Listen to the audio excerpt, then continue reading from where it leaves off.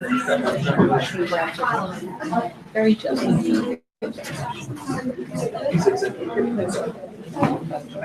have faith.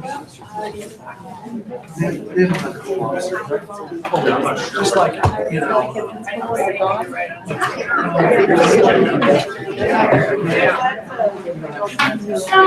I think we'll get started because it's 6. So if everyone could come to the feel free to come to the table.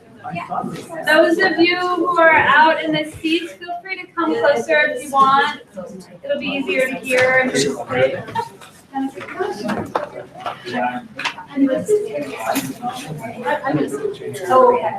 There's other seats up here. If any of you want to come to the table, you're welcome. And we're going to do a quick go around before we, are you good? He's got these office, Alexis said, I'm going to call it, they're going to be hooked into him. But we'll still have to use my phone. Okay. But he's going to watch. Bunch of us. And then talk to him. So, so welcome everyone to the CAG meeting. We have not been together since October. And so I think what we'll do is a quick go around to just, I think there's some new faces here. We'll do a quick go around and we'll go through the agenda and get started. So I'll start. I'm Ryan Goldson and I'm going to be facilitating the meeting. Hi, Jennifer. Hi, Jennifer Harrison, EPA Community Involvement. Succession Happy with the EPA as well. I'm Sarah Teschner, I'm hydrogeologist with the EPA. Linda Keeper, so I'm the project manager for the Lowry Landfill Superfund site.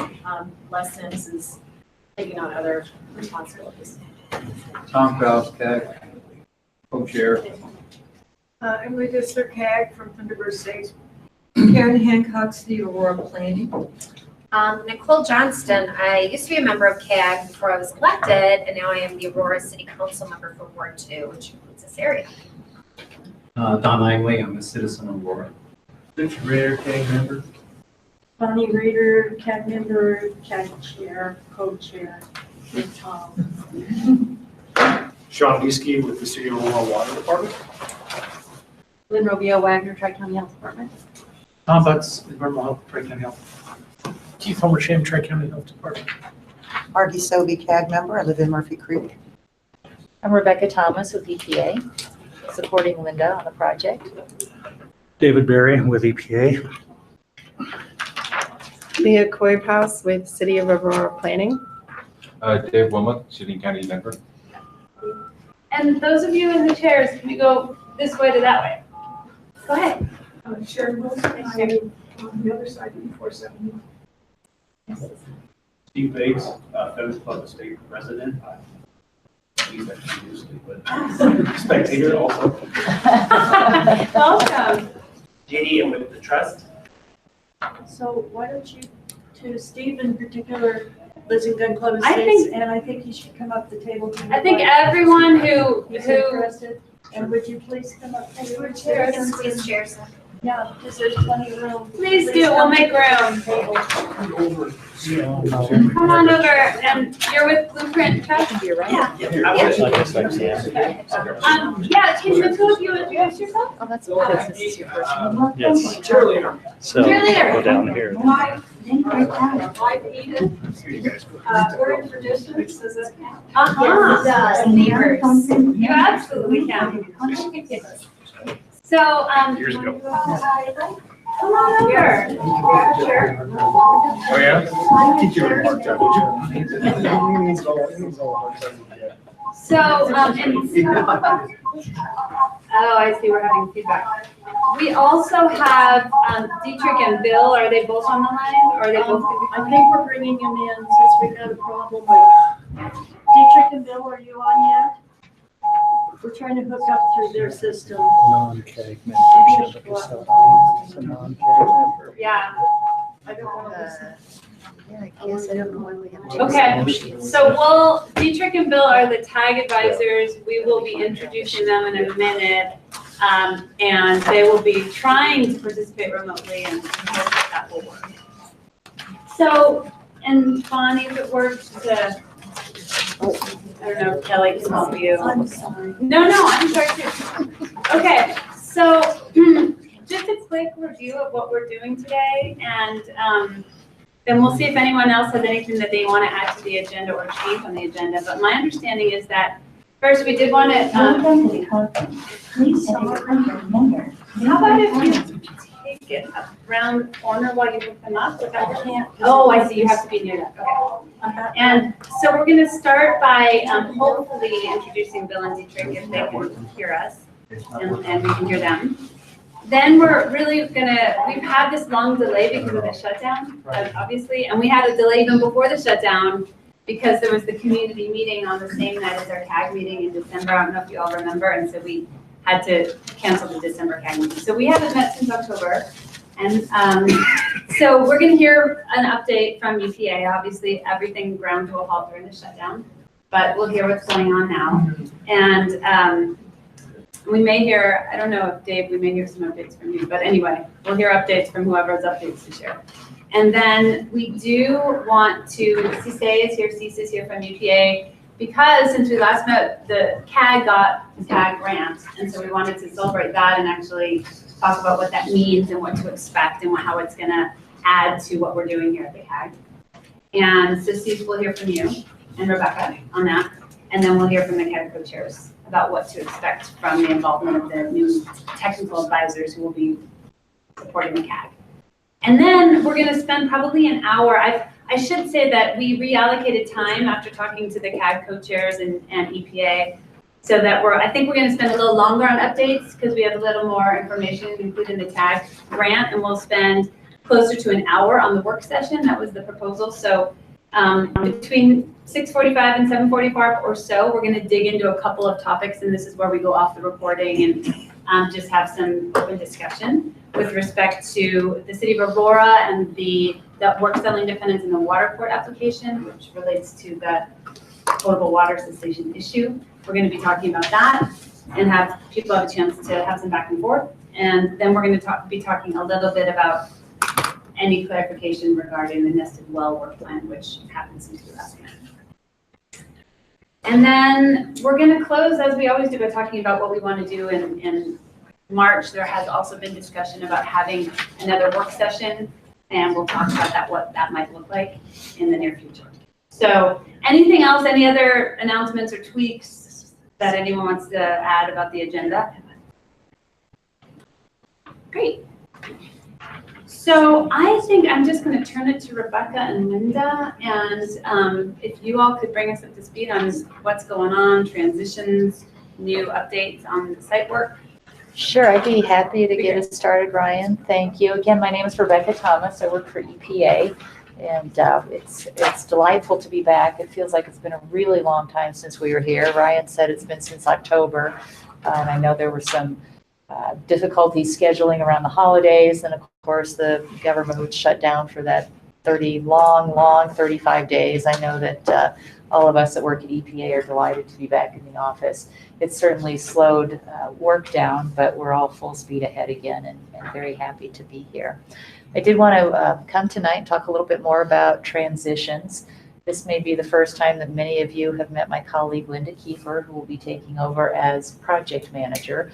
And the plan for, I don't know, a few months now has been that I would gradually transition off of the project. And we have every confidence that Linda will be a great addition to this project. She's got some history on the Lowry landfill, and she used to be the project manager a number of years ago. So she's coming back, so we'll be up to speed very quickly, I'm sure. Other introductions. I know everybody's met Sarah Teschner before. We're happy to have Cease with us tonight to talk a little bit about the TAG grant. Long time coming, but at least it was awarded, so that's great. And then I'd like to also introduce my colleague to my right, Dr. David Berry. He went through the introduction pretty fast, but Dr. Berry is a toxicologist and human health risk assessor, and he will be helping the team answer the very important question which was raised in the 5-year review: is this remedy protective or not? So Dr. Berry's introduction tonight, certainly no presentations tonight, but just trying to get to know the community and understand a little bit more about the site so that we can carry on with those 5-year review issues and recommendations. Anything else I should say, Dr. Barry? No, okay, good. So yes, let's see, what else? He's not here yet, but Steve Wharton, Linda's supervisor, will be here soon-ish. I thought he'd be here by now. He was trying to get here a little bit before 6. If you haven't met Steve Wharton before, he is the supervisor for this project. Both Linda and before Linda, Les Sims works for Steve, and he'll continue to be on this project, so provide some continuity through this transition of project manager. So I think that's a very valuable I'll thing. just jump in. Steve said that he got pulled into an important meeting with his boss, so what do you do, right? Oh, okay then. But he will be here soon, I hope. Hopefully he'll get here, yes. Yeah. So we got here a little bit early tonight. Linda and I did, and Jennifer, and we had an opportunity to meet with the CAG co-chairs before the formal part of the meeting tonight, and are still continuing to think about how best to share information with the CAG and really have some meaningful discussions and be as transparent as we possibly can.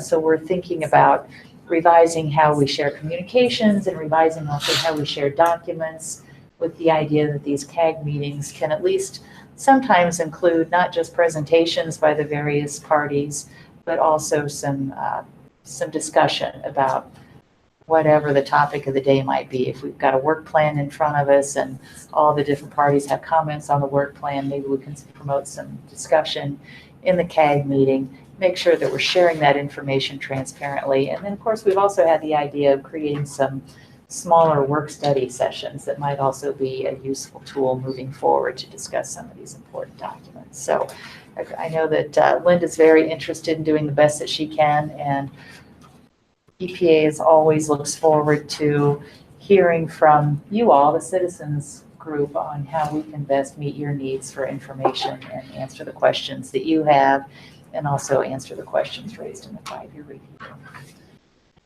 So with that, I think we can move on with the rest of the agenda. I know Cease is here to talk about the TAG grant a little bit. Linda will be providing our updates. Oh, I had one.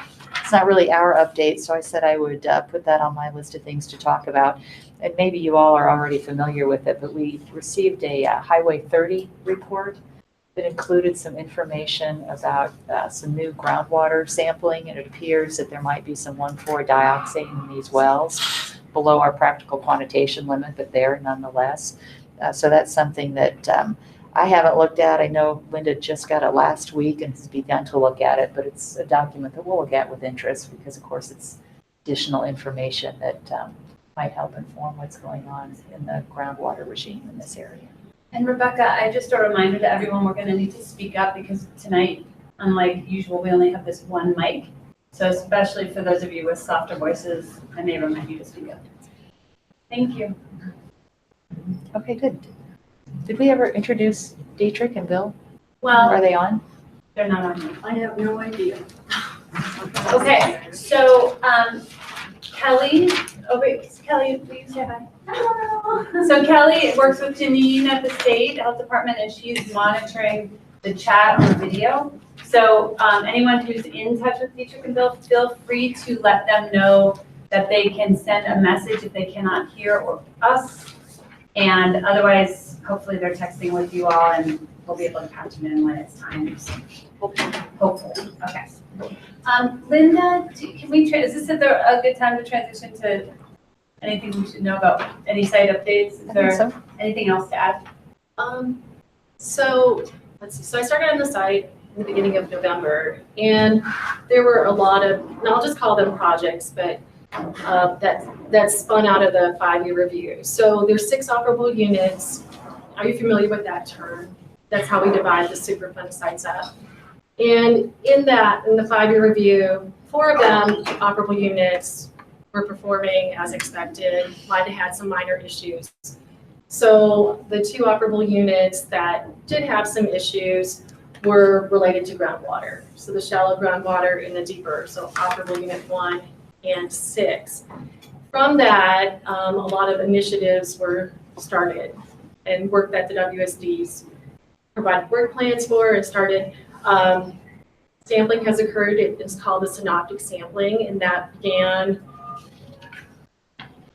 in the fall. June. Right? And so they're continuing to sample. I mean, as the data comes in, They're evaluating it, looking at it, saying, do we need more information? Are there any other wells that we could sample that would help get a good body of information for us to make decisions on going forward? So we're in the process of doing that. The WSD's asked for a couple more cell wells to be sampled by the north boundary barrier wall. EPA approved that because we generally believe more information is always better information. And if we're going through the effort of sampling, we might as well include those at this time. So right now, that's in what I'm calling the data collection phase, and that's what we're in. And then in conjunction with that, the WSD's contractors and EPA's contractors have been evaluating the data as it comes in and then plugging it into models that they have to see if there's any data gaps, if we need more information. So we're in that evaluation stage 2 with our 3D VA modeling for the contamination that is mainly with on-site within the boundaries of a superfund site. From that information, we'll use it for other modeling long-term. They're working on the numerical model, which looks more at how contamination is moving by the north boundary barrier wall. Information we gain from that, we'll look at other captures of those and things. So right now we're more in the data collection. We're going to do, as we move forward and have more information to share with the community, we will do so, and we have these conversations with Bonnie to open up these lines of communication. I'm sorry. Go ahead. We're concerned about the wells that have been drilled along Mississippi. Right, those are put in so that we could collect the information. Right, but there's been a lot of Excel work down there, a lot of construction, Excel undergone the fiber optics and everything. Are they sure that none of those wells have been damaged? I'll have to, do you have any information on that, Dave? Yeah, I mean, we've got people out there, who regularly go out there and evaluate those wells, look at the wells, grab groundwater level readings, grab samples. So they would probably be aware of it. I could raise it to them tomorrow morning and maybe run out It there. would be interesting because they've knocked down all the signs and some of the road edging and they've gone over those wells, they've driven over them. Excel and the fiber optics and the ditch witch people. Yep, and those wells are constructed with traffic mounted or with traffic rated flush mounts. Right. So they're steel casing over the top of them to protect them from traffic. Okay. So, but is your concern answered by Dave, but going to check on them, is that just to make sure there isn't damage? Is that your concern? I just want to make sure the integrity of those wells, some of them are new, some of them aren't so new, and how do they take all those trucks going back and forth and all the ditch witching and everything they're doing? Does that impact the wells at all? Well, I mean, like I said, they're designed to be driven over. Okay. They're pretty rugged. We'll go out and take a look at them. Okay, but it's not just driven over, they're ditching down in. Excavate. Okay.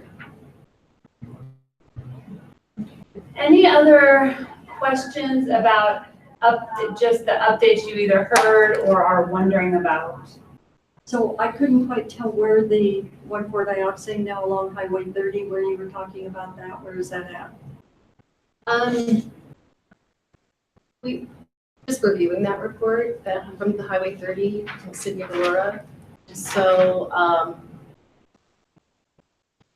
it's hard for me to, it's within the boundaries of where their landfill is. Of Who's the Highway 30 landfill? Oh, okay. I guess we're talking about The Gun old Club city Road. one, the old city. It's at the intersection of Gun Club and Mississippi. Yes. So the City of Aurora did an investigation. Oh, yes. There.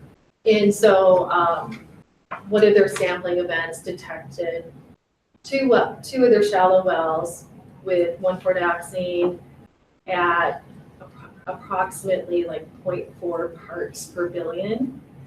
So we're just looking at that data and seeing if it is valuable in us incorporating it in our modeling. Was that part of the City of Aurora study?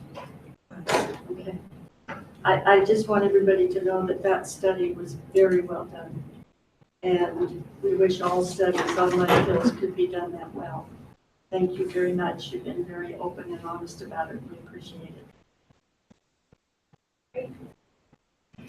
Okay, any other questions? There was a lot being discussed at the end of last year, and I know that, you know, we actually went through a lot of explanations, and I thought that was really helpful just now, just a recap and reminder, but are there any more questions about what you heard or wonder about? And just a reminder that, you know, we talk about things, but we've not been here for 3 months. So if people do have questions or need reminders, or even if you feel like it's a stupid question, other people are wondering too. So please don't hesitate to ask those kinds of things. Nicole. I'm just going to take advantage of this. I know we brought this up before, but the city is seeing a significant increase to oil and gas applications. And we already have had approved oil and gas extraction activities within a mile of the Superfund site. And I talked to EPA and DC last year, and there are no regulations on that at all. And I've talked to the states, and I'm continuing to talk to the state, but I guess I want to put this on public record again. The concern and the increase that we're going to be receiving for the city and the county, Arapahoe County, for oil and gas activity and drilling underneath. And we have all of the 150 million gallons of toxic chemicals that I'm just surprised that there hasn't been a formalized policy or discussion to talk about it. When I bring it up, I think it might be because other places that have it might have the sense to not do oil and gas extraction near Superfund sites. But we're doing it, and we're seeing ConocoPhillips extraction continue to put applications forward. Do you know off the top of your head what the depth of those wells might be? Of the oil and gas extraction, like 8,000 feet. Okay. So I'd love for EPA to oppose. Oppose it. But, Nicole doesn't always get her way. That might be a little outside our wheelhouse, right? Yeah. Well, when I was at the National League of Cities, I waited in line to talk to one of the heads of the EPA, and he said, yeah, it's a legitimate concern, and no, we don't have any protections on that. So, I think it might be of more concern if those wells were being completed at an elevation where we might expect to see any groundwater from the landfills, right? But these wells are so much deeper. yes, I mean, the wells are deeper, but it's still, going toward the surface activity and like I said, we're really, now that the legislature is going to do some action and we're anticipating more local control. So there's kind of this rush of industry wanting to be grandfathered in. Sure. I don't know of any additional ones right now close to Lowry, but we're just getting inundated with applications. I don't know much about, I don't know anything about how those wells are constructed. I know that when we install groundwater wells, for whatever reason, you want to be careful that you're not creating a pathway where water from one aquifer can impact water from another aquifer. So, Sarah, I suppose that's something we could look at. And just a little bit of tangential knowledge is the typical when an oil and gas well is looking to be drilled, the typical what they call area of review is a 1/4 mile around that well. And so that's intended to take into account anything within that 1/4 mile that might be affected not only by production, but also by drilling, placing casing, cementing. However, areas of review can also be better informed in specific cases. And the Colorado Oil and Gas Conservation Commission is typically in charge of that determination. Yeah, so I don't know if that's helpful. Well, and I know there could be new rules written for the COGCC, so I'll also continue to take those issues to my legislators, so. I just wanted to bring up that concern.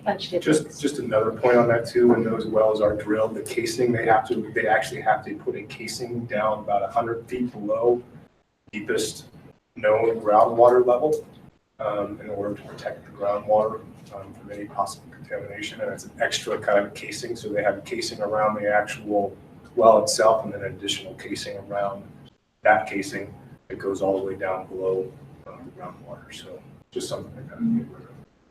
I think it's also important to realize that the drilling itself can cause vibrations. And we're very concerned because this landfill has no bottom. And it's got a lot of sand lenses and fractures. And so most of our concerns right now, Bison Oil is wanting to drill right across the street on Quincy and Gun Club Road.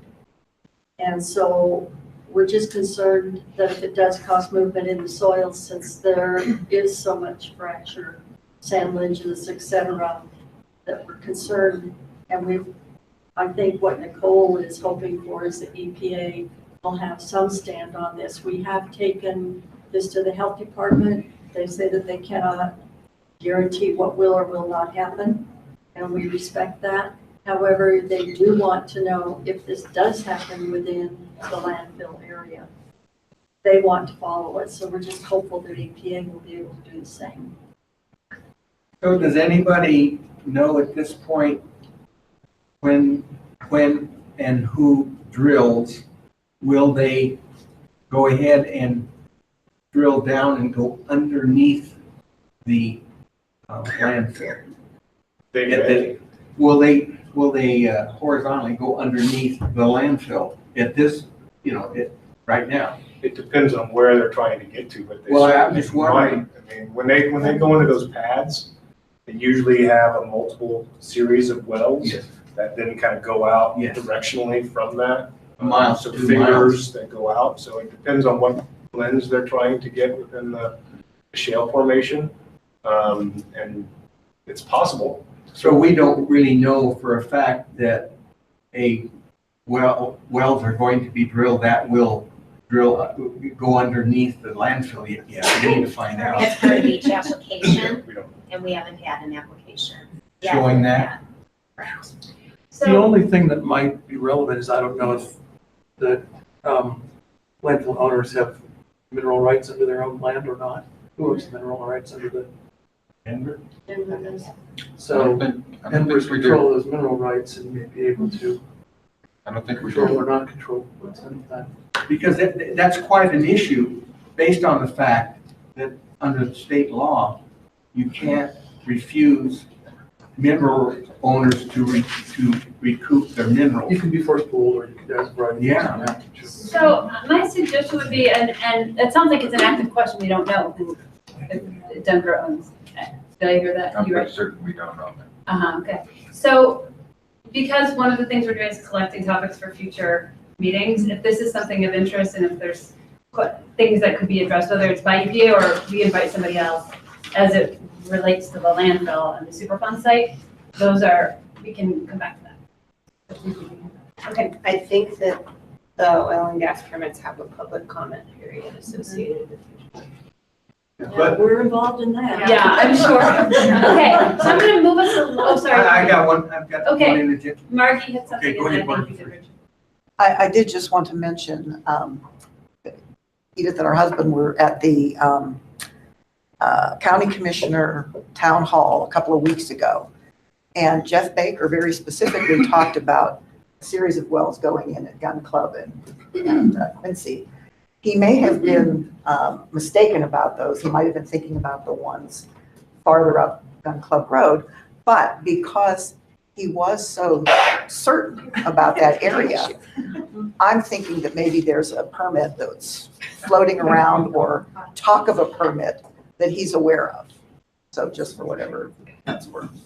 My only comment is that I understand about the permit process and CCOG, but we need to get on this before a permit is even requested. we got to get behind before that because of the situation with what the law says that CCOG has to approve or not approve. Because if they're going to go underneath the Superfund site, we got a real problem. We got a real problem, unless they could suck that all out. And they could frack it out Yeah. for us. But seriously, some way we gotta get some answers. Maybe Dave, maybe you could find out from the city of Denver what they're going to do with their mineral rights if they have any. That would give us a start. Well, like I said, Denver doesn't own the mineral rights They don't. under Lowry. So we have no. Oh, I'm sorry, I didn't understand that. They own it. We have to find out then who owns it. They own it. So it sounds like it's an open question at this point, and I'm gonna move us along if that's okay. So, and again, this is absolutely a topic of, okay. So one of the things on the agenda is for EPA to give a couple words about what it means that the CAG has received a TAG grant, Technical Advisor. Technical assistance. Technical Assistance Grant. They're gonna explain what that is. So, and then I think it'd be great, Bonnie and Tom, at least for you two to introduce who the advisors are, and I don't know if they can participate right this second, but Cease, can you give a quick, and Jennifer, quick overview, and then we'll turn to you two. Sure. So the technical assistant grant, it's something that the EPA provides for Superfund sites, communities to understand and participate and better engage into the decision that are being made. So what we have done is provided an initial $50,000 to the Lowry Superfund site TAG group. We're just before the shutdown, I will add. Right before the shutdown. Thank God. So what they can use that money for is, they've gone through a process to find a technical advisor that is knowledgeable about the site.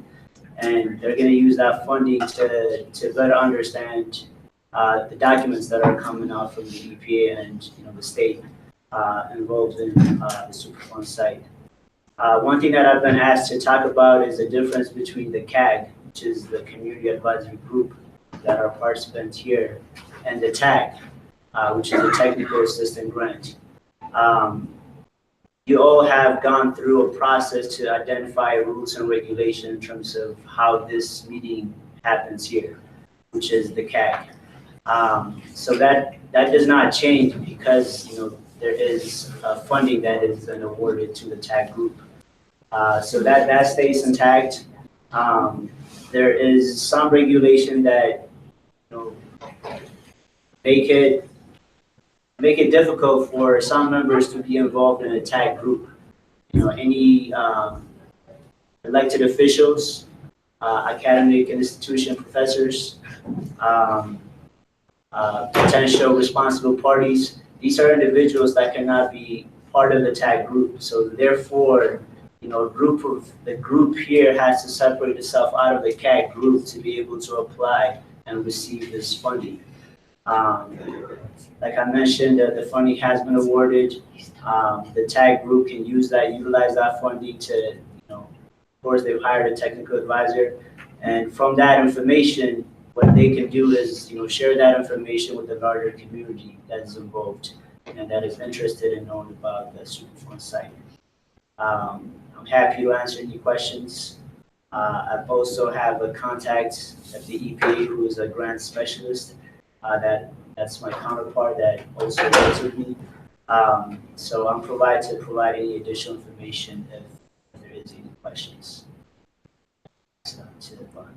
Hey, Cease, would you mind just talking a little bit about the scope of what the TAG grant covers? Earlier in our pre-meeting, for example, we were talking a little bit about redevelopment surrounding the Superfund site. We just heard a conversation about oil and gas well drilling.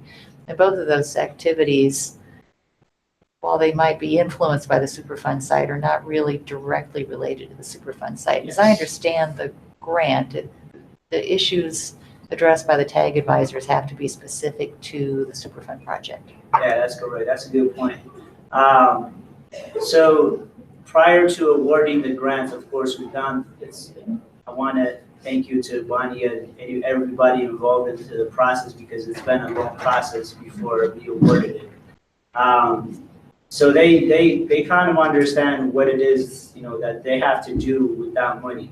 There are some actions that are not, you can't reimburse. So this funding is based on reimbursements.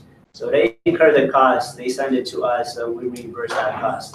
So prior to, if there are any questions in terms of, if there is a borderline between, documents that can be reviewed by the technical advisor that is not quite fully into the Superfund site, that needs to be communicated with the EPA prior to getting that service, so that we don't have to run into issues of, this is in line with Superfund site and this is not. And that's something that we communicate with the recipients. Tom, go ahead. That unfortunately has opened up a can of worms, what you just said. And you might have to speak up just a little. Okay. It opens a can of worms. Unfortunately, that's opened up a can of worms that I don't know that it's been fully addressed. There is a plume of 1,4-dioxane and possibly other contaminants from the site that is extended 3 miles north and possibly further. Yet that's not in the site. So are you telling me that the TAG consultants can't talk about that area?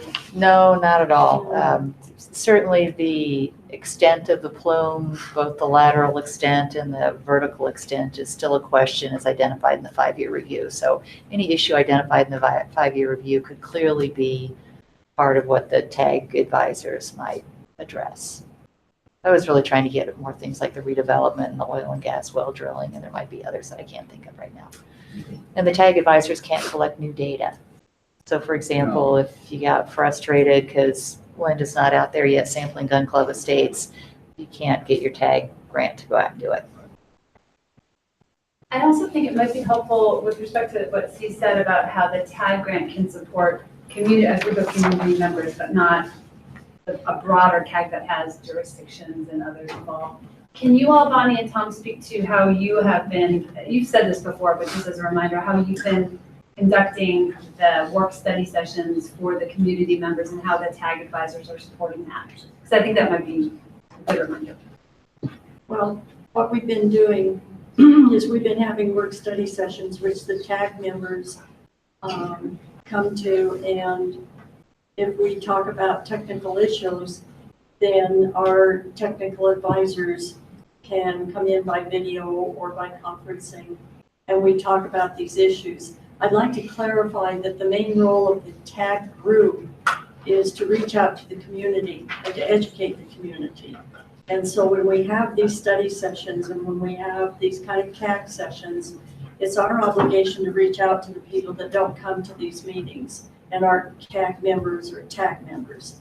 And so the TAG is very important in keeping the community advised so that the community has a say in what's happening in their neighborhoods.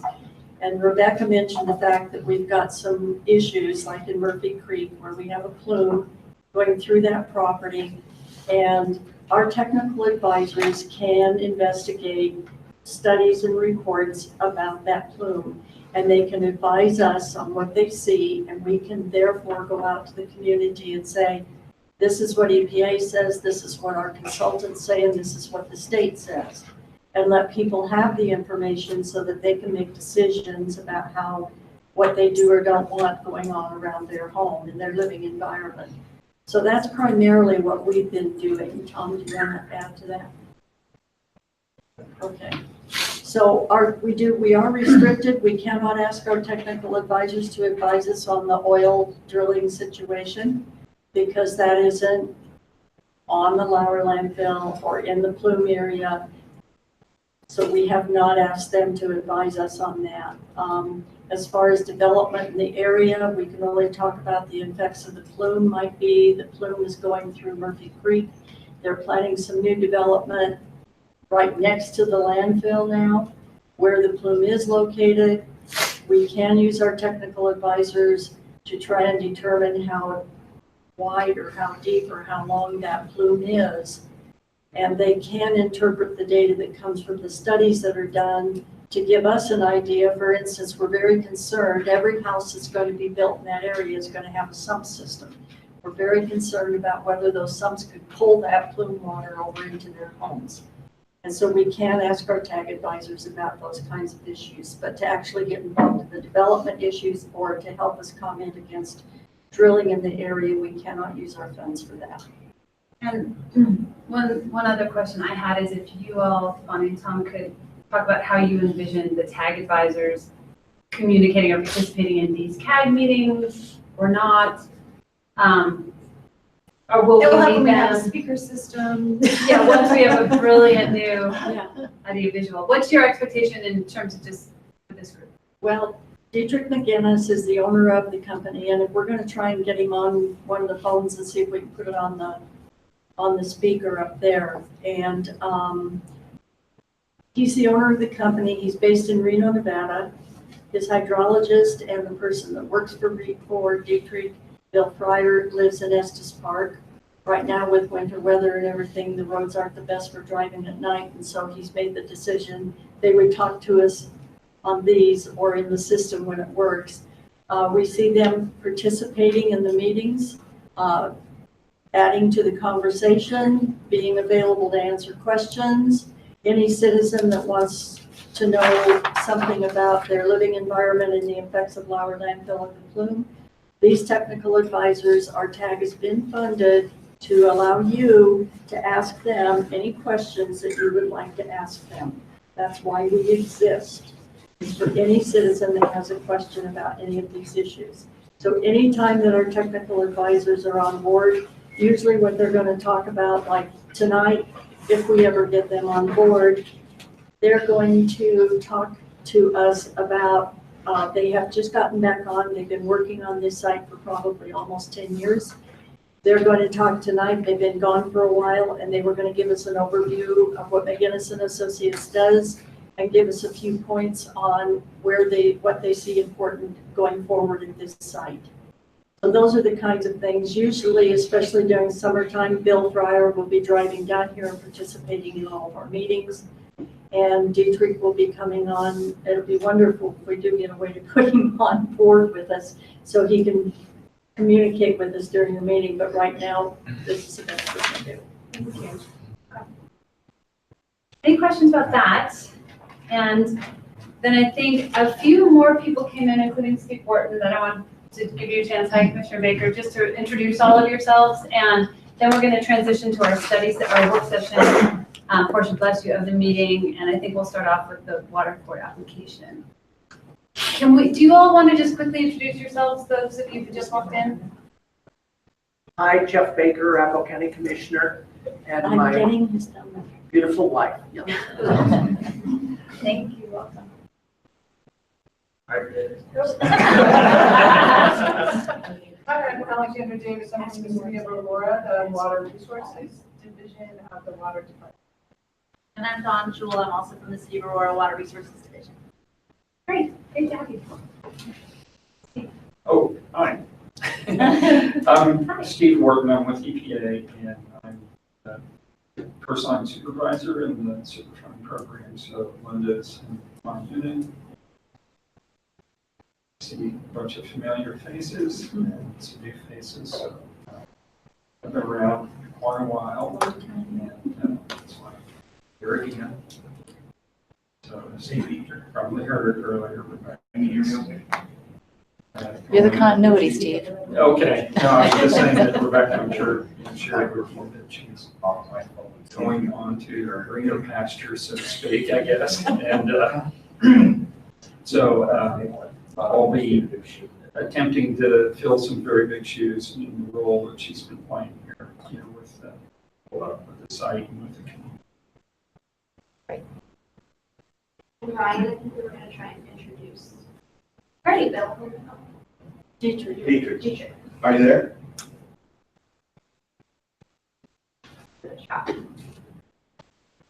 Okay, tell us about Dietrich and Associates.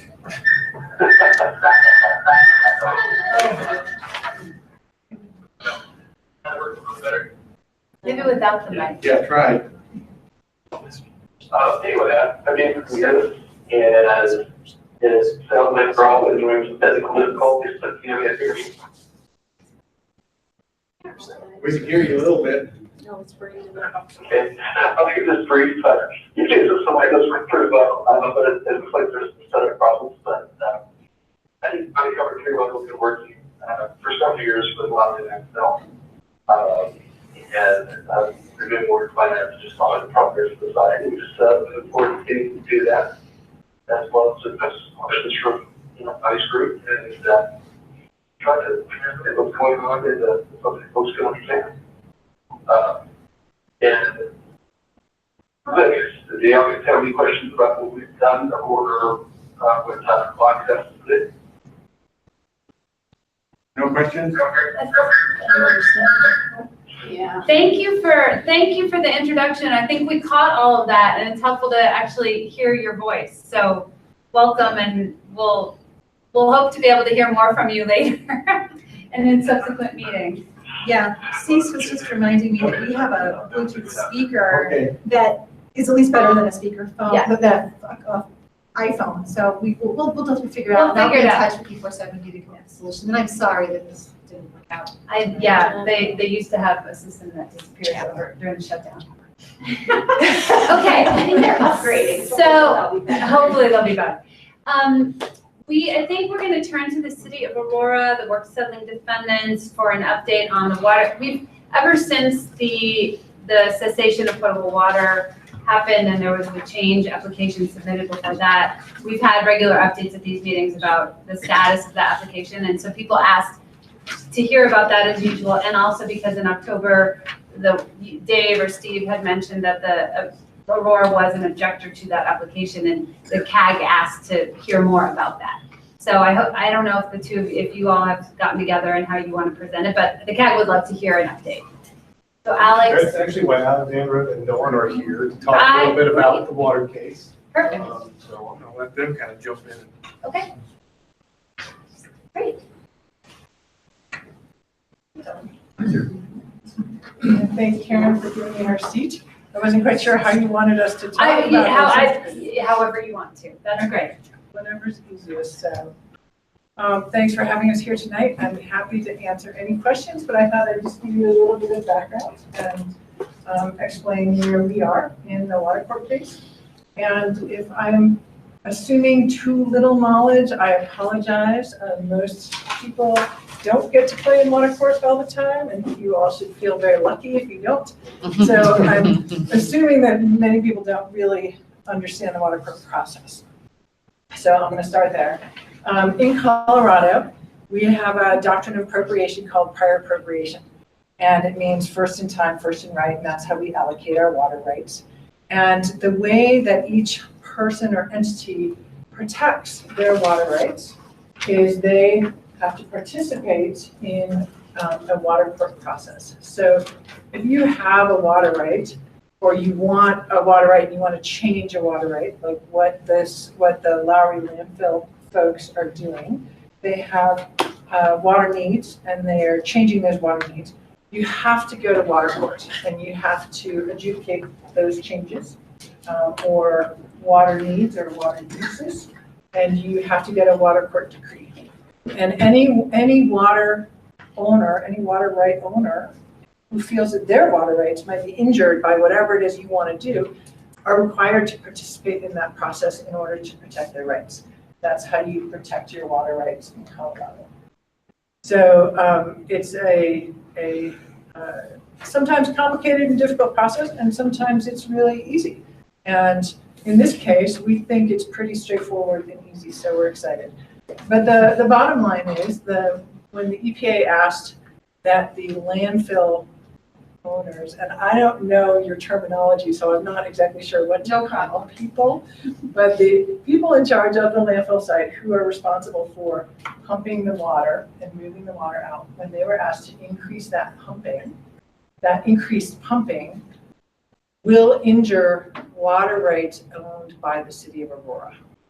And so in water court, you when you object, or when you file in water court, you are always the objector unless you're the applicant.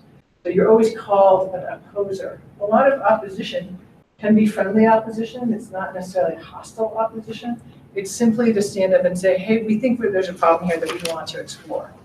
So that's what we've done. We filed an opposition in the water court case to say we're concerned about this impact on our water rights, and we want to make sure that that's resolved through the process that's provided, which is the water court process. So I'll stop there and see if there's any questions. What, or where is the water that you're concerned about your rights? I'm not sure I understand.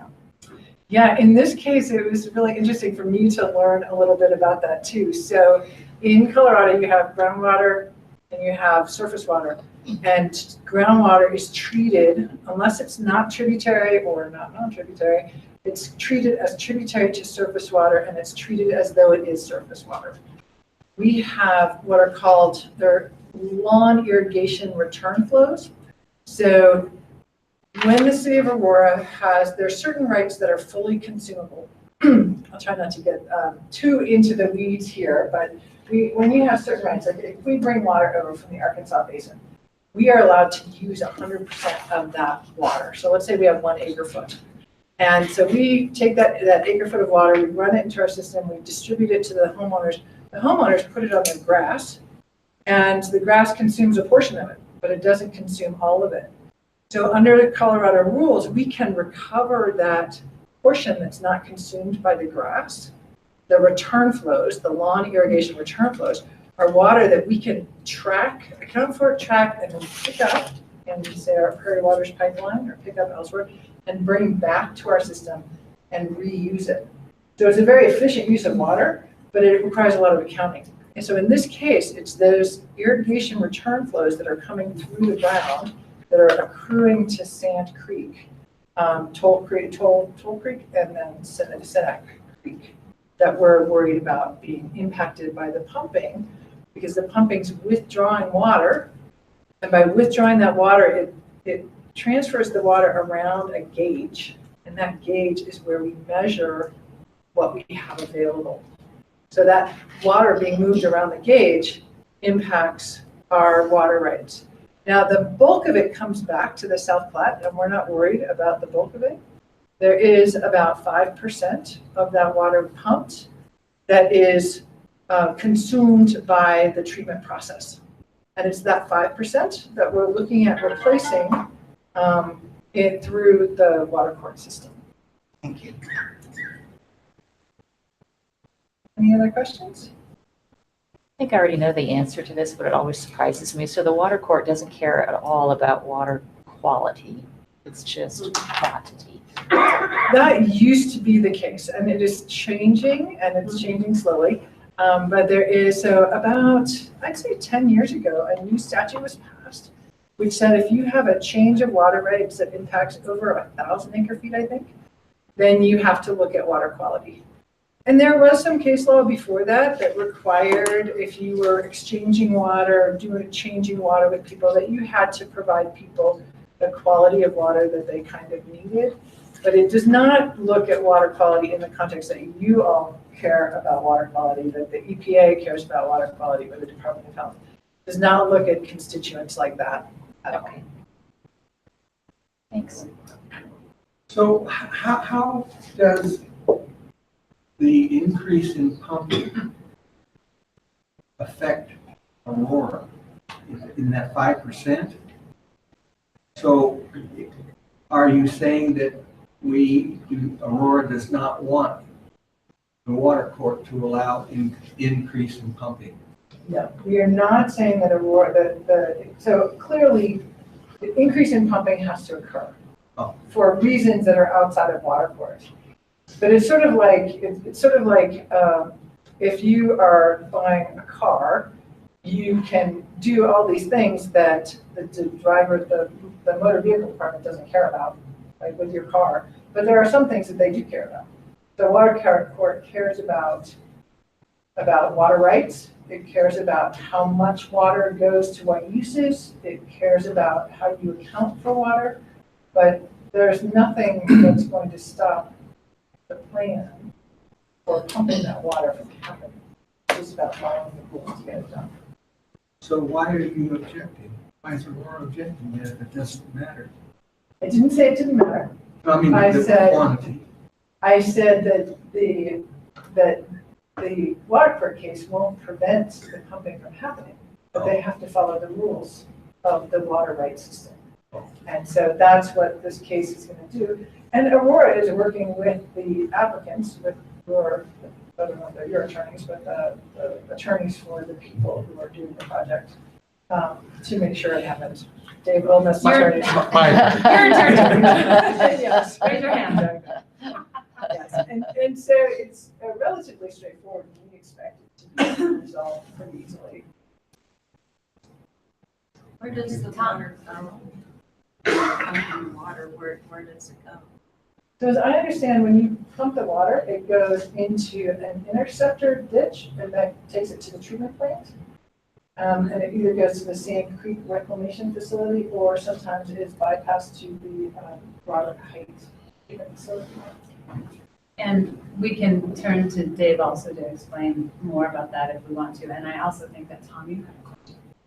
Are you concerned about where that 5% is put back into the ground? We are. We just need to be put back into the ground. It can be put back into the surface. Part of it is, so under Colorado water law, when you pump out of priority, which is what's going on here, generally the law requires that you replace your depletions in time, place, and amount. So what usually happens for wells is you, and Dave, you can chime in here too and tell me if I miss anything. When you pump a well, as you probably know, you create a cone of depression. And so those depletions hit the stream over time. So usually for a well, you will lag those depletions, and the well owners will figure out when does the depletion hit the stream, and they have to replace that depletion in time, place, and amount. Now, you don't have to do time, place, amount if there's no senior water rate that you're impacting. You have to replace that depletion above that senior water rate. So in this case, these wells are not going to be lagged, as I understand. There's no lag depletion going on. It's a straight replacement. So that benefits the project. And the replacement of the 9 acre-feet or 5% can be done with by partnering with Aurora. We can use our excess water and account for that, and then help you guys replace it, which I think is the plan. So where are you asking it to be replaced right now? Right now, I think it would be replaced if we use lawn irrigation return flows as as your augmentation source. It would be replaced to Sand Creek. Although previously, under the previous pumping plant, it was replaced to the South Platte River at the Height treatment plant. Is that correct? Yeah, so couple, I think a little bit of a clarification. All the groundwater we pump is essentially not ours and has to be returned.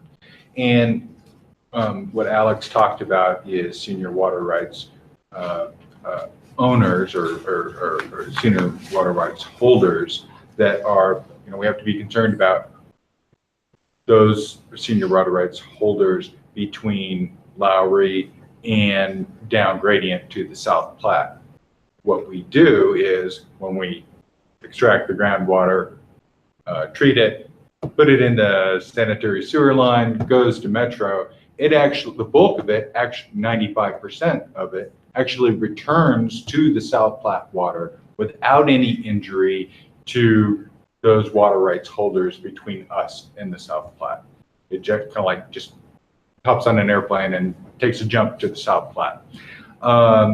What Alex talked about with the 5%, which I talked about earlier, is it's lost in the system. And that's what we're focused on having to replace. Historically, under our agreement, we were required to replace 5% of what we extract at the injection wells or the injection trench where that was in our water court decree. We were required to do that.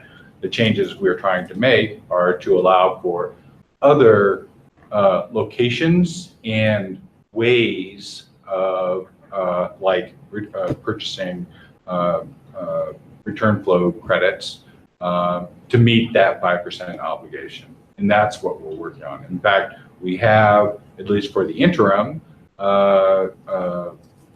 made an agreement to purchase from City of Aurora their return flow credits to meet our 5% at our increased, what we propose is our increased level at up to, so we would be returning or purchasing 9 acre feet per year to meet that 5% obligation. So, if you do that, does that mean that you'll be able to permanently discontinue pumping water into Murphy Creek? Well, we have to go through the system, the water court process, in order to get that finalized. So that's what we're doing, both with long-term, what we call an adjudication plan, which is the long-term commitment, and this kind of short-term fix, which is the substitute water supply plan. And that's what I was gonna say, Tom, is just like going back to the big picture, because obviously water rights and water law, we can get lost down here in the swamp and the weeds, but that the point is back to what it means for the 5-year review and the plan to stop pumping. No, we're not stopping. Sorry, I said it wrong. So can somebody say it correctly in terms of the big picture and what this means? And the community is, I think, concerned over the past several months that is there going to be a wrench in the plan? So is there someone who's qualified to sort of summarize big picture what this means? Well, I mean, I can take a stab at it, and Alex can chime in. I don't, the process is the process. Things are going fairly smoothly.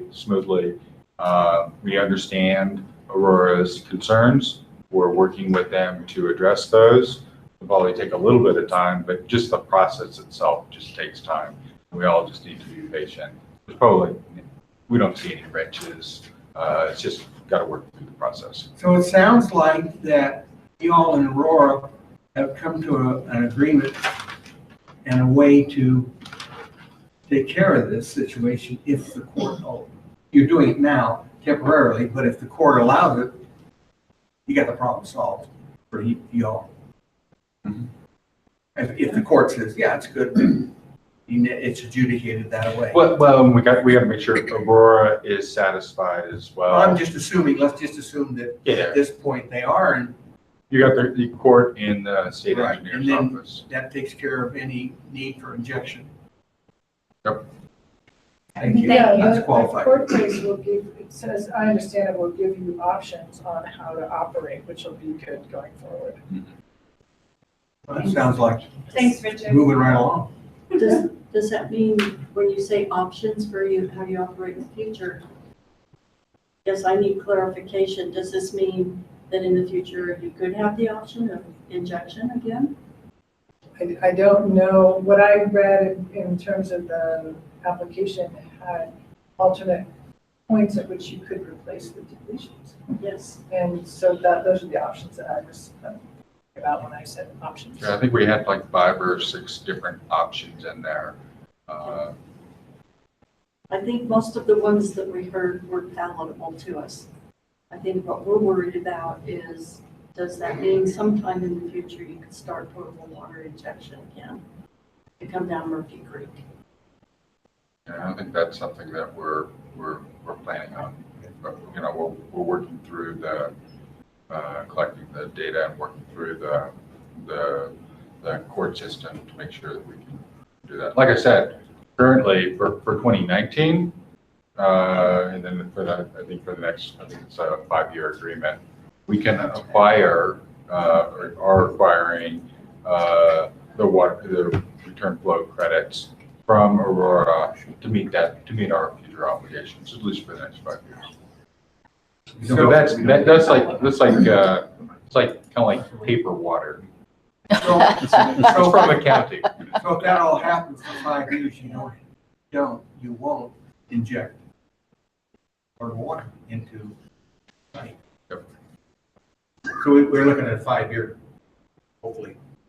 And we got Well, and then when the augmentation is complete, the long-term agreement, you know, we're wanting to continue that. We think that purchasing return flow credits is a sustainable way. It doesn't actually involve injecting drinkable water into the ground.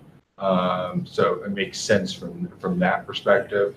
It doesn't require capital to build pipelines and wells and stuff. So it just makes a lot of sense for a lot of different reasons, and it gives Aurora some revenue. Margie. So just to be really specific, I heard you say you're not planning on injecting potable water, but you would have the option to do that if you felt it was necessary. When we drafted the augmentation plan, we kept what was the existing requirement in there and added 5 or 6 different options, like moving over to East Tollgate Creek and injecting over in that drainage, moving over to Senate Creek, injecting into that drainage, also purchasing return flow credits and other water rights that would be delivered at Sand Creek Water Treatment Plant or at Metro. So the answer then is yes, you would have that option to do what you've been doing. It is in the court decree, but we have these other 5 options that we would utilize. Are the WSDs at all concerned that putting water into Senate Creek may push the waste, the human waste and so on that's there, sewage waste out through to Sand Creek? No. Can you Are clarify you that? talking about Senec? Yes, he mispronounced We're it. concerned about Senec, sections 4 and 9. Very, very, very polluted land. And if you were worried that if there's any injection over there, then it might move all of that pollution, which is mostly heavy metals, arsenic, barium, cadmium, lead, still there, 25 feet of sewage line. That the more you inject, it can go down Senec and on down to Coal Creek. We're concerned about sections 4 and 9 and injecting water in that area. Sure. Yeah, I think our solution is purchasing return flow credits from Aurora. Would it be an option to ask the water court to take out Murphy Creek as a point of injection, since there are concerns that may move toxic waste down Murphy Creek? I think that's an issue for EPA and not for water court. Well, you've got the water court allows you where you can take your 5% and put it back. So why isn't it an issue of the water court? We crafted that agreement. We've submitted it. I'm not sure that it can be changed at this point. So, but it sounds like the easiest, cheapest, most straightforward solution to do the way you guys seem to want it done is with the return flow credits. Yes. Yeah, that sounds good. It's just we're afraid that somewhere along the line, somebody's going to get the idea to put it back into Murphy Creek. So, Dave, it sounds like that to amend what you asked the water court to approve would be too difficult. To amend it to take out injection. To be honest, I don't know. It just sounds like it would be. I don't know if our water court documents can be revised and not reset the clock. So it sounds like that, in general, the default is the purchasing of the return flow credits, but there's this lingering concern out there that someday someone could decide, hey, let's do this other method, and it's in the new change. It's in the Right, new and the permit. reason that they would want to do it is that feel that by pumping in that area, they would hold all the toxic waste within the Superfund site and not allow them to escape. So, That was the reasoning before. You know, I think the 5-year review and the comments in there are pretty clear, and this is what, you know, I stated that, you know, I don't think it's a water court issue, I think it's an EPA issue, is in the 5-year review, EPA said they don't see anywhere where injection of water is a part of the remedy. So we disagree with that, but, you know, it is what it is. And so we are, in order to resolve that, we are having to have these different options for injection so that we can move forward with resolving the 5-year review issues. That's our focus.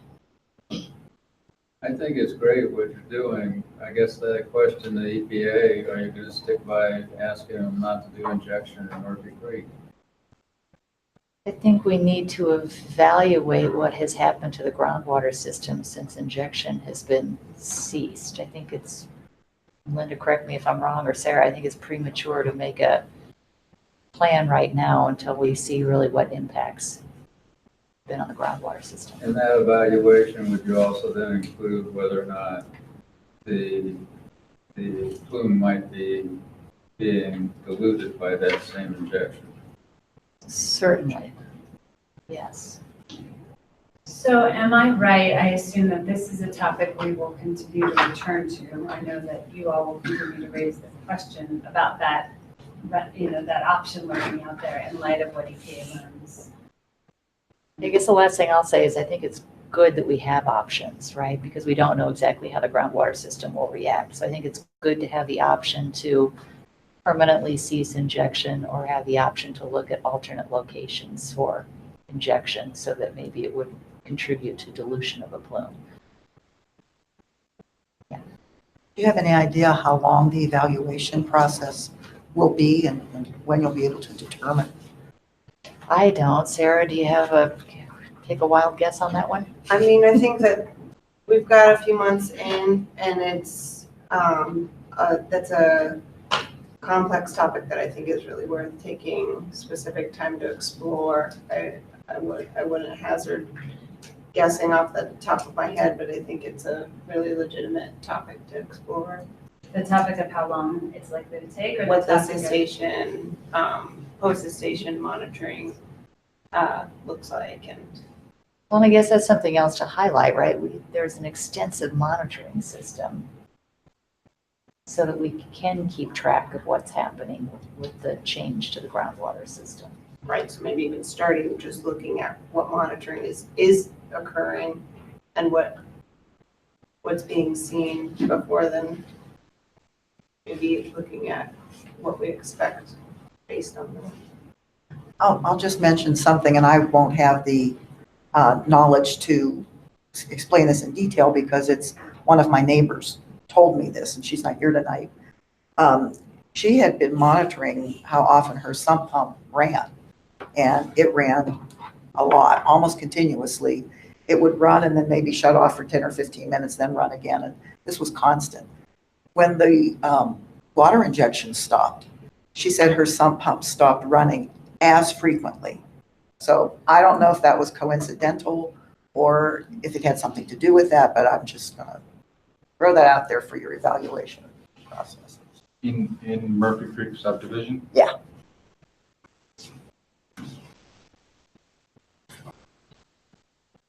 Are you skeptical or? Based on known travel times, it wouldn't have, the effects of that wouldn't have traveled that far.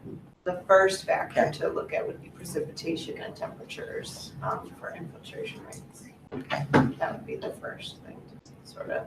Okay, thank you. There's a lot of variability across the course of a year in terms of what groundwater elevations are like, and there's typically a rise in the spring when the snow melts and that kind of thing. So I think there's a lot of variability. Right, and the first thing that pops into my mind is we've had a winter with a lot of mud seasons in it so far, so.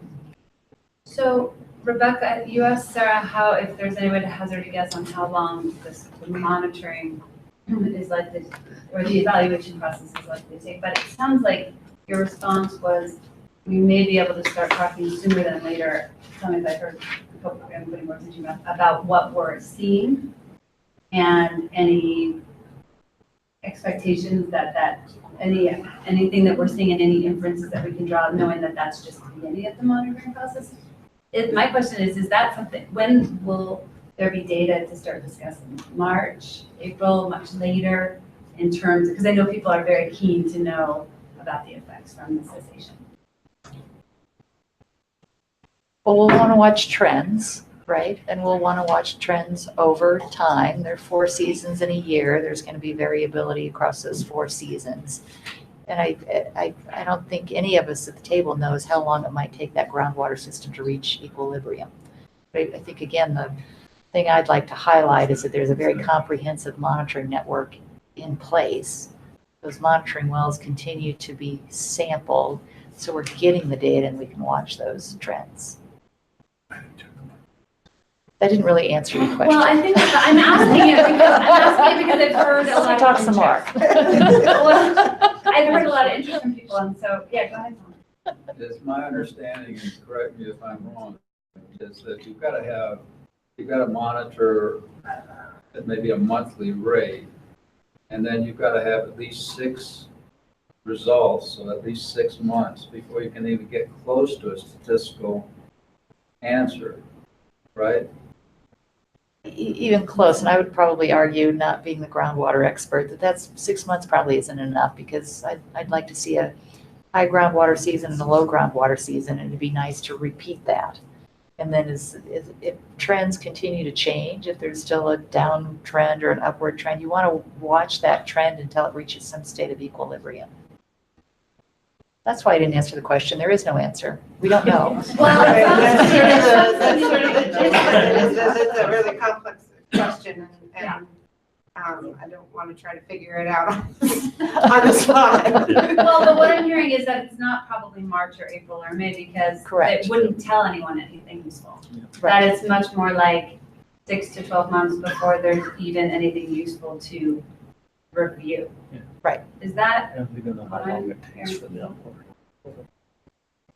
Questions, comments? I think we need to move on to the next topic, but yeah, Bonnie. Not a question, if you need to close this, wait till everybody's done, but I got a message from Dietrich since we can't get him clearly on the microphone. He sent me a couple of bullets on, I asked him to tell us, the group, what their focus is going to be, and so I got a couple of bullets. And I think that's the next topic, because that's, yes, so let's do that next. Let's bring this piece to a close. Does anyone have any questions, comments, concerns with respect to what we just heard about the cessation plan, the water court application, Aurora? Okay. Thanks, Alex. Thanks, Dave. Thanks, all of you, for the update. That was good. It was really Thank helpful. you. Yeah. Let us know if you have any other questions. Yeah, thanks. Really appreciate it. Okay, so I do think we're going to transition to hearing from the CAG in terms of the concerns and interest from the TAG advisors as they've looked at the site in totality. And then I think part of those have to do with the nested well work plan and the sampling, right? And the Duncan State sampling. I'll turn it to you. Why don't you just take it where you want to go? Quit. No problem. Sorry. Okay, basically, Dietrich was going to fill us in on the company, what they do, and then he was going to give about a few bullets on where they're focusing right now. As I said, they haven't been working on the site for the past 3 years, so they're coming back on board. And they have a number of things to look at. They're very interested in what's happening with the monitoring since the cessation of the potable water being injected into Murphy Creek. So they're waiting for the first results of that so they can start putting that information together. But the first focus is the determination of the extent of the plume. We need to determine exact extent, especially depth, and what is in it. There's more, we're concerned, the community is concerned that it's more than 1,4-dioxane, And that's the general word we keep hearing now is 1,4-dioxane. We're concerned about any chemicals that may be in there, chemicals of concern. So they're going to start, bring up some of their old studies and start looking at the plume and trying to determine the extent. How far it's gone, they did a study a few years back and they feel that possibilities are that this plume could be as far away as Sand Creek. And so EPA has not gone that far yet, so Dietrich and Bill are going to try and continue with their concerns about that. Then they're going to try to find a better definition of the site hydrology. How did we end up chasing the plume beyond the previous boundary? And they're going to focus on the groundwater monitoring plan, which we're trying to work on now, and the 3D visualization is one of their particular interests right now. And so they want to comment on they want to see the groundwater monitoring plan. They want to be able to work and comment on it on behalf of the group. So those are basically the main interests right now. And hopefully later on we can get things hooked up where we can have these discussions. They can put their 2 cents in. Any questions for Dietrich and Bill? They're listening, they're watching, but they can't talk. Bonnie and Tom and those of you who were in the conversation before this CAG meeting, can you explain a little bit about what you expect with respect to how the technical advisors are going to go about engaging in this conversation, both in these CAG meetings and outside of the CAG meetings with the agencies and the workshop independents? And I think EPA too, feel free to chime in because I think that's useful for the CAG to understand about. Well, the way the technical advisors like to work with people is they like to work with all the agencies. And they like to have technical discussions with the agency's technical people. This is their bailiwick.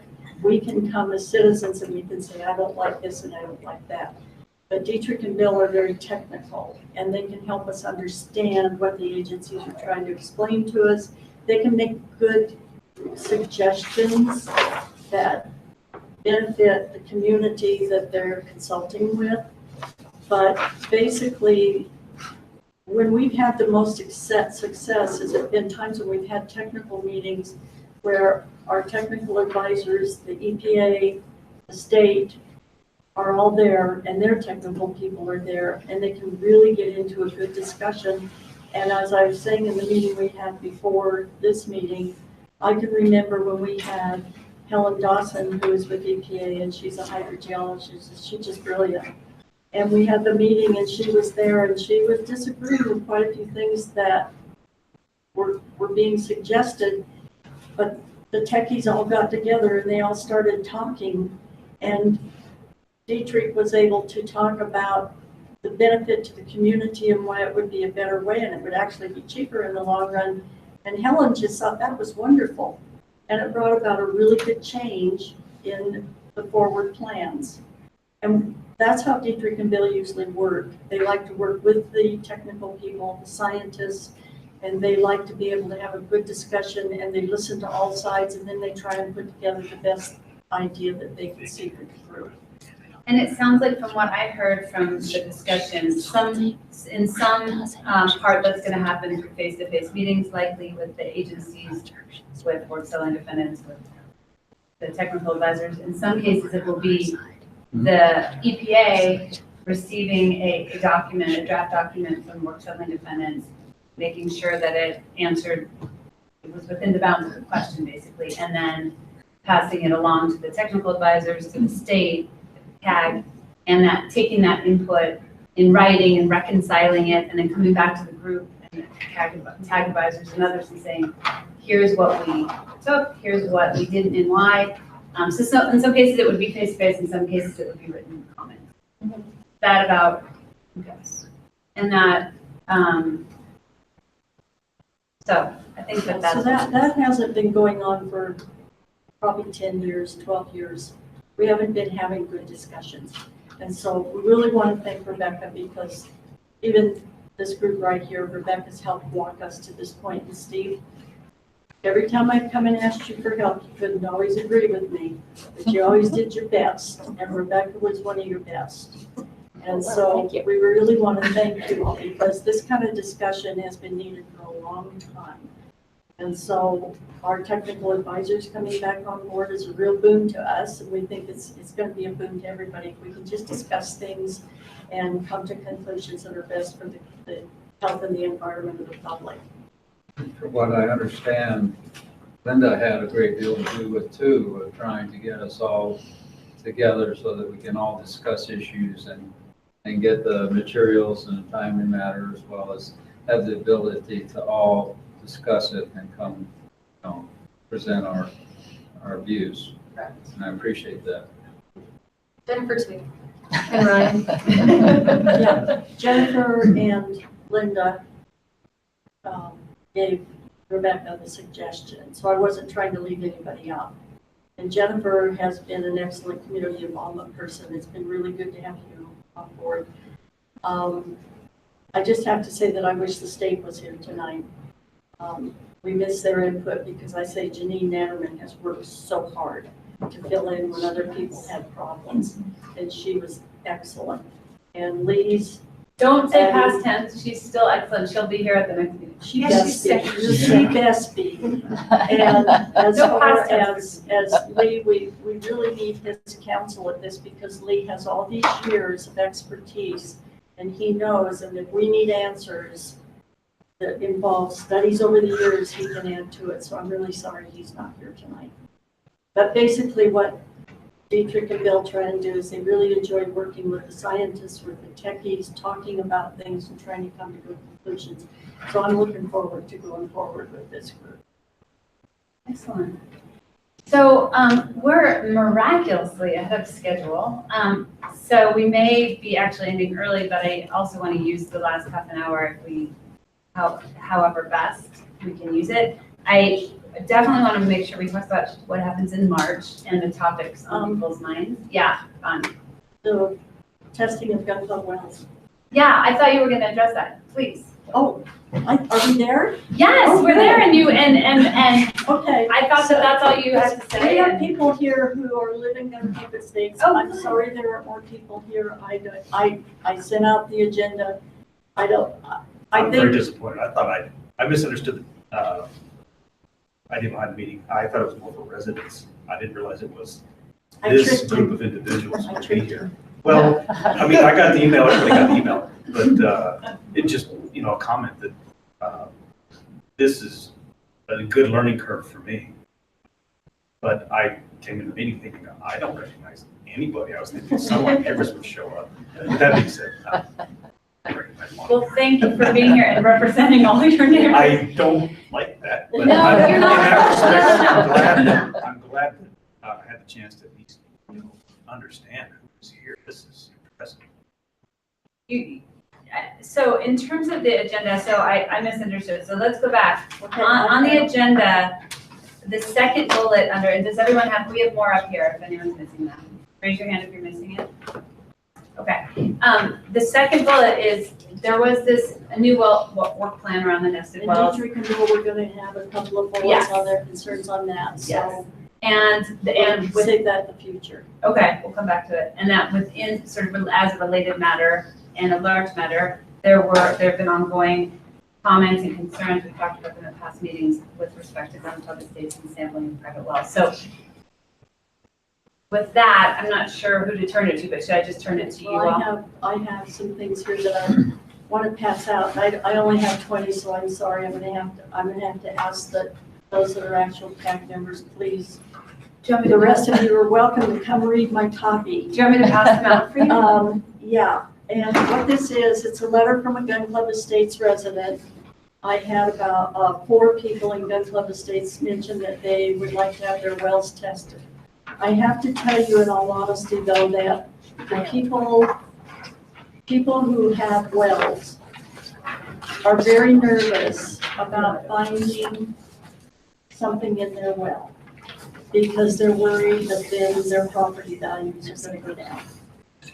They're also afraid, they have been told by other people who are not as supportive of having the wells tested, they've been told that if it comes about that their well is found to be polluted, that they'll be held liable and they'll be taken to court and they can even lose their house. And so there's a lot of reasons people don't step forward, but they've been emailing me and asking, I am interested in getting my well tested. And so I talked to Rebecca the other day and I said, we know the plume is in that area. It's right across the street, right there, and they're testing for it now. We do not know if it's in Gun Club Estates well water.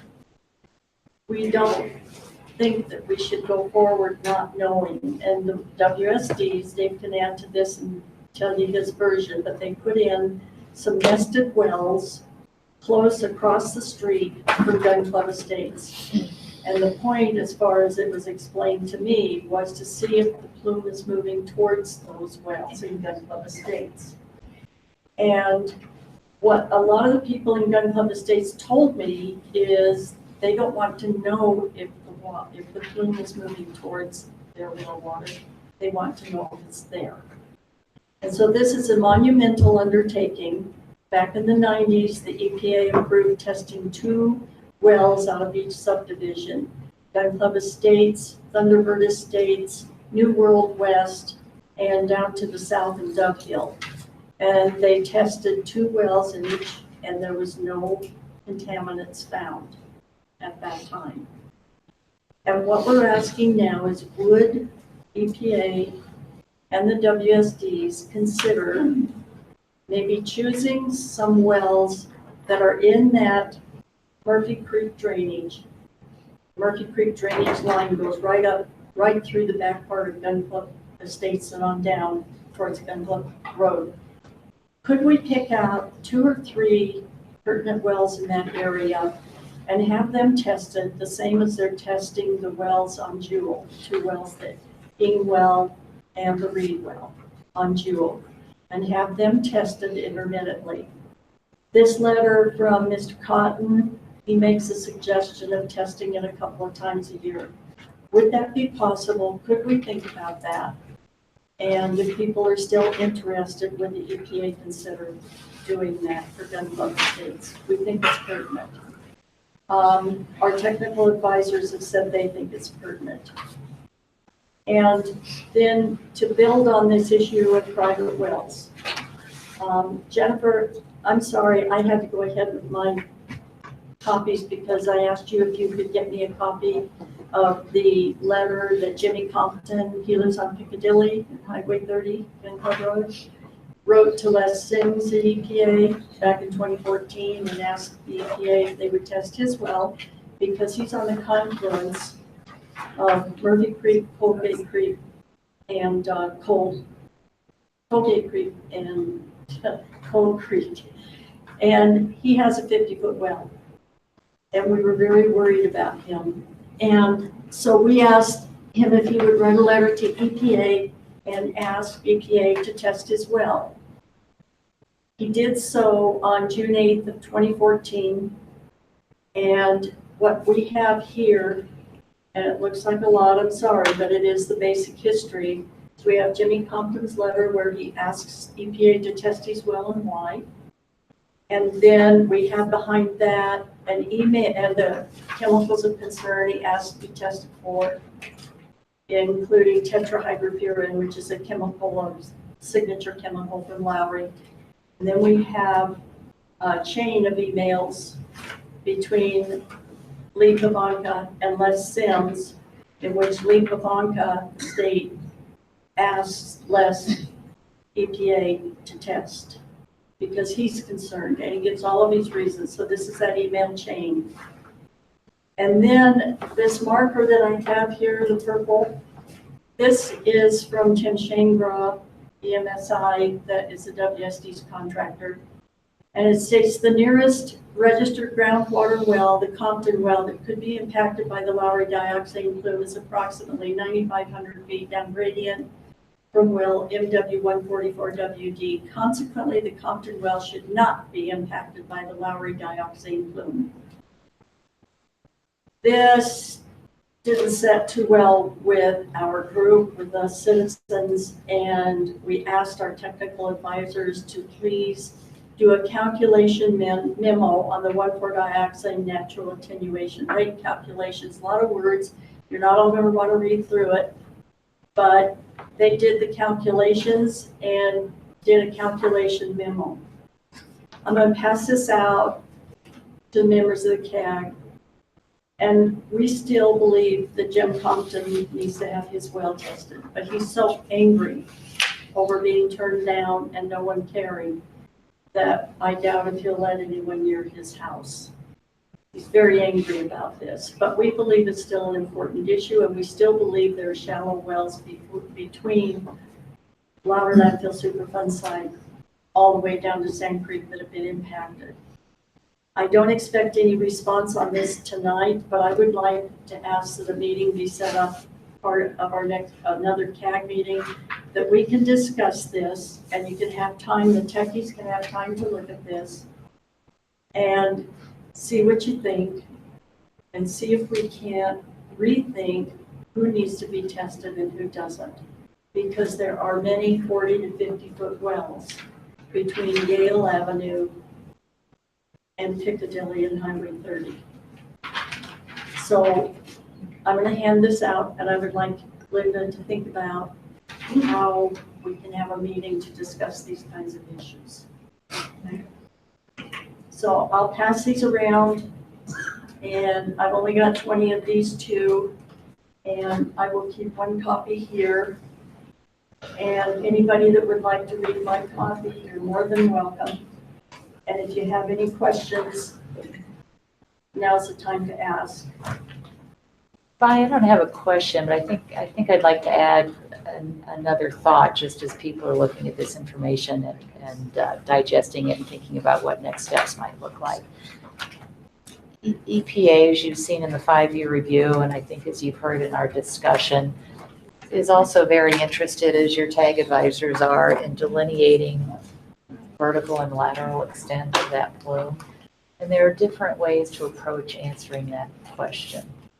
I think we'll look at this information with great interest, but I don't think this may be the only way to answer that question, right? Just as long as the subject doesn't go away, because it went away. And I couldn't find these in the EPA records at all. I couldn't find anything. And this is a lot of information. It's a lot of encouragement by the health department. Please, let's at least go check it. Well, that topic of delineating the plume is not going to go away because it was identified in one of the 5-year review issues, right? So. Right. So has everybody that on the CAG gotten a copy? Okay. Okay.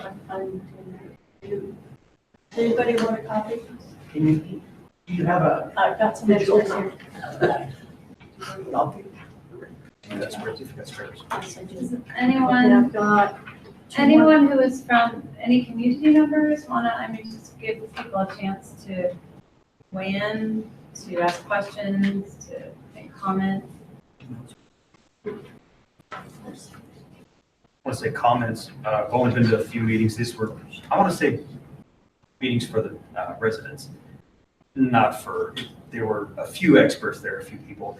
And it came down to, learning about what was happening, what challenges there are as someone that has a house with a well in that area.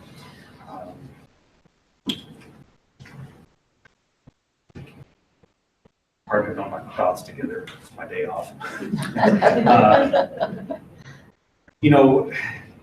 Maybe there aren't issues just yet affecting homeowners there. I would wonder, I don't know if anybody here necessarily is living in that area that's also affected or could be affected. I'm guessing not, except maybe Bonnie and I. And to see that there are people in our corner, if things start going wrong, there are ways to address it. It was brought up that, I guess the big picture is that it's a Superfund cleanup site. If the contaminants or chemicals that are coming off of that site in the ground or show up in the groundwater, show up on the wells, if they get to a point where some kind of remediation needs to be done, there are alternatives. There are things, and I don't know if that's something that never need to be discussed before that happened. You know, it's interesting that maybe I'm mistaken a little bit, but we've seen other stories around the country where wells are impacted by maybe not this exact issue, but there's big pushback. And when that comes, when there's a push come to shove, and it gets real, I mean, real, that's when we're gonna need help. That's when, I didn't realize when Bonnie mentioned it, and I only caught part of it. I don't think I understand completely.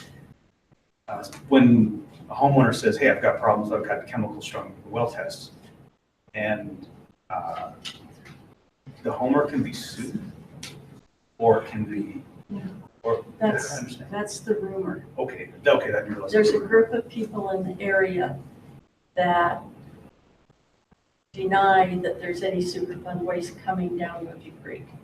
And when we began asking people who had shallow wells, we told them, we'll test your well and we'll make payment for the well tests.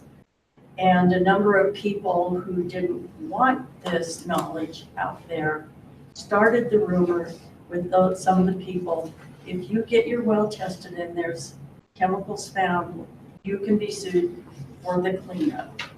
And we had to explain that is not true. And that has still made some people hesitant to have their well tested. It's not true. And it's just a rumor they're passing around because they didn't want us testing wells. And we did test 3 wells, and they did have, we had it was paid for by donations to our nonprofit group. It's not paid for out of a grant. And we did test 3 wells, and they were shallow, and one of them was deep, 700 feet. And we're very pleased. Believe me, we're not looking to find pollution. We don't want it to be there. And that's why we're saying that testing in Gun Club estates before they're polluted would be a good preventative action. And so when we did our testing, we did not find anyone for dioxin, and we did have a reputable lab do the testing, and they did get it down to 0.35. And so the 700-foot well there was no sign of any contamination. One of the other wells was a little bit deeper, and it was on the wrong side of Coal Creek, so I don't believe that one was in that area, but they begged us to test, and we gave in. So that's where it was, and that's where the rumor got started, because some of the people that have a lot of shallow wells on their property didn't want this to start. And that's amazing to me, because if you don't know if your well's polluted, wouldn't you want to know so you wouldn't drink the water? So I don't understand. But that's part of the rumor that went around, and that's what I was talking about. You aren't going to sue because you're well. See, this is what happens, and that's why it's good you came to the meeting. Can I ask you a question? For you and Bonnie and Richard and any other well users, do you sample your wells for common parameters on a yearly or bi-yearly basis? I had my well tested. It's been many years ago. I had the well pump replaced. That was 2008. And they were testing for bacteria mostly because the well, it should stir stuff up in a well, I guess. But that was just the basic stuff, I guess. I honestly don't know beyond bacteria what they were testing for. Because you're also on in addition to you're using groundwater as your drinking water supply. You've also got a septic system as well. Yes. And do you get that inspected on some frequent basis as well? I don't know what the requirement is. It hasn't been in a while. The requirement is it should be inspected about every 4 years and pumped when the sludge level reaches. Are you talking about septic? Yeah. Oh, yeah. When the sludge reaches a certain level. But it's not a law. It is in the septic It's a system law? regulation. By who, Tri-County? No. It's recommended. It's a Okay, a recommendation. recommendation, but what is a requirement? A requirement that I knew of is that if a home gets sold, If you then the sell. previous, Yes. so then the Then you previous have your owner or the leach owner system. has to Yes. And it's inspect it. recommended to be inspected every 4 Yes. years. Okay. And then pumped when the sludge reaches a certain level. Hopefully it'll be back in your house. I do have two questions or honestly. The monitoring wells, are they on Mississippi or Jewel or both? The monitoring wells, We have monitoring wells on Jewel. We have monitoring wells on Mississippi. We have 2 new wells that we just put on Gun Club, just on, in front of Gun Club Estates. okay, is it like just north of Mississippi then? Yes. Yes. Okay. How deep are those? So we put in well pairs on that portion of Gun Club and on Mississippi. We put in a shallow well and then paired it with a deeper well into the bedrock. And that's like 70 feet or so. So we're at the minimum 10 feet into bedrock. And then it's screened across the first sand unit. Would it surprise anybody to know that the individual that drilled the well that I have, when they replaced the well pump, they drilled a new well to the home just north of me. That was a new home. It was a field before, or after, excuse me, for many years after I moved in. My well is over 800 feet down. Mm-hmm. The neighbor's well is 1,200 feet down. Mm-hmm. The individual that drilled those wells said that, in particular, that location is just, you need to go that deep to get good water. Well, yep. In that, whatever. The Arapaho. It's like not so many miles south, you get good water, 250 feet. So does that mean anything in particular that our water wells aren't that deep? No, It's just not, no. Okay. It's in the contamination is in the alluvial. That is, we've tracked it at the site, we've tracked it north through the site. We've got deep wells within the north end plume that do not show contamination. From our perspective, the data is pretty evident that the plume does not dive. To get to the depths that you're talking about, would have to go through the Dawson, the Denver, yes, and then the Arapaho. That is a lot of rock to vertically go through, and within the timeframes for that to occur are thousands of years. Excuse me, Dave, it is in the Denver. At the Who was site, just it's in the talking? Denver. As you move to the north, yes, It is. the the Dawson Formation peters out, and you get the Denver Formation Yes. at the surface. Yes, and the Denver Formation is at Mississippi. And that is the Denver. And this is where I wish Lee was here because he knows the history. But it is in the Denver, and I've been talking to Cherry Creek Valley Water District, and they're watching it very closely because they're worried about that too. And so we can't say it can't make it there because it has gotten there. No, Bonnie, I think what he was just referring to is his own well, which is 750 feet deep. Yes. And Arapaho well, which she said was 1,200 feet Yes. deep. We don't see contamination at depth. So that's been tested, has it? Have you guys tested that deep? If it's got to go through those shallower aquifers before we get to the deep, and we don't see it in those shallower aquifers, in the bedrock aquifers. So you haven't gone below the Have you gone Denver, that deep? the upper part of the Denver, and checked it? Yeah, we have bedrock wells that we monitor that show that they're clean. And that's the Denver Formation aquifer? We have Denver wells that show that they're clean. And they're clean? Yes. In that location? Where are they? Through we've got wells in the bedrock along the plume axis. We've also got those put in the 3 wells, the ones that deep wells that I just mentioned. We're still waiting on results for those. But even going back to the north end plume, we've got wells deep along there. We've got plenty of wells on site that are deep and deeper, up to 300 feet deep, that do not show contamination. So the assertion that somehow groundwater is rapidly moving downward, much more so than it would move laterally, the evidence just doesn't support that. So if I understand you right, at the site, Superfront site, you've gone down 300 feet, and I guess what you're saying is the Denver, Our lignite wells. aquifer is at 300, top it at 300 feet?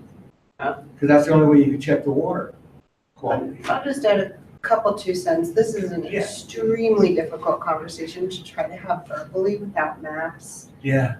And cross sections.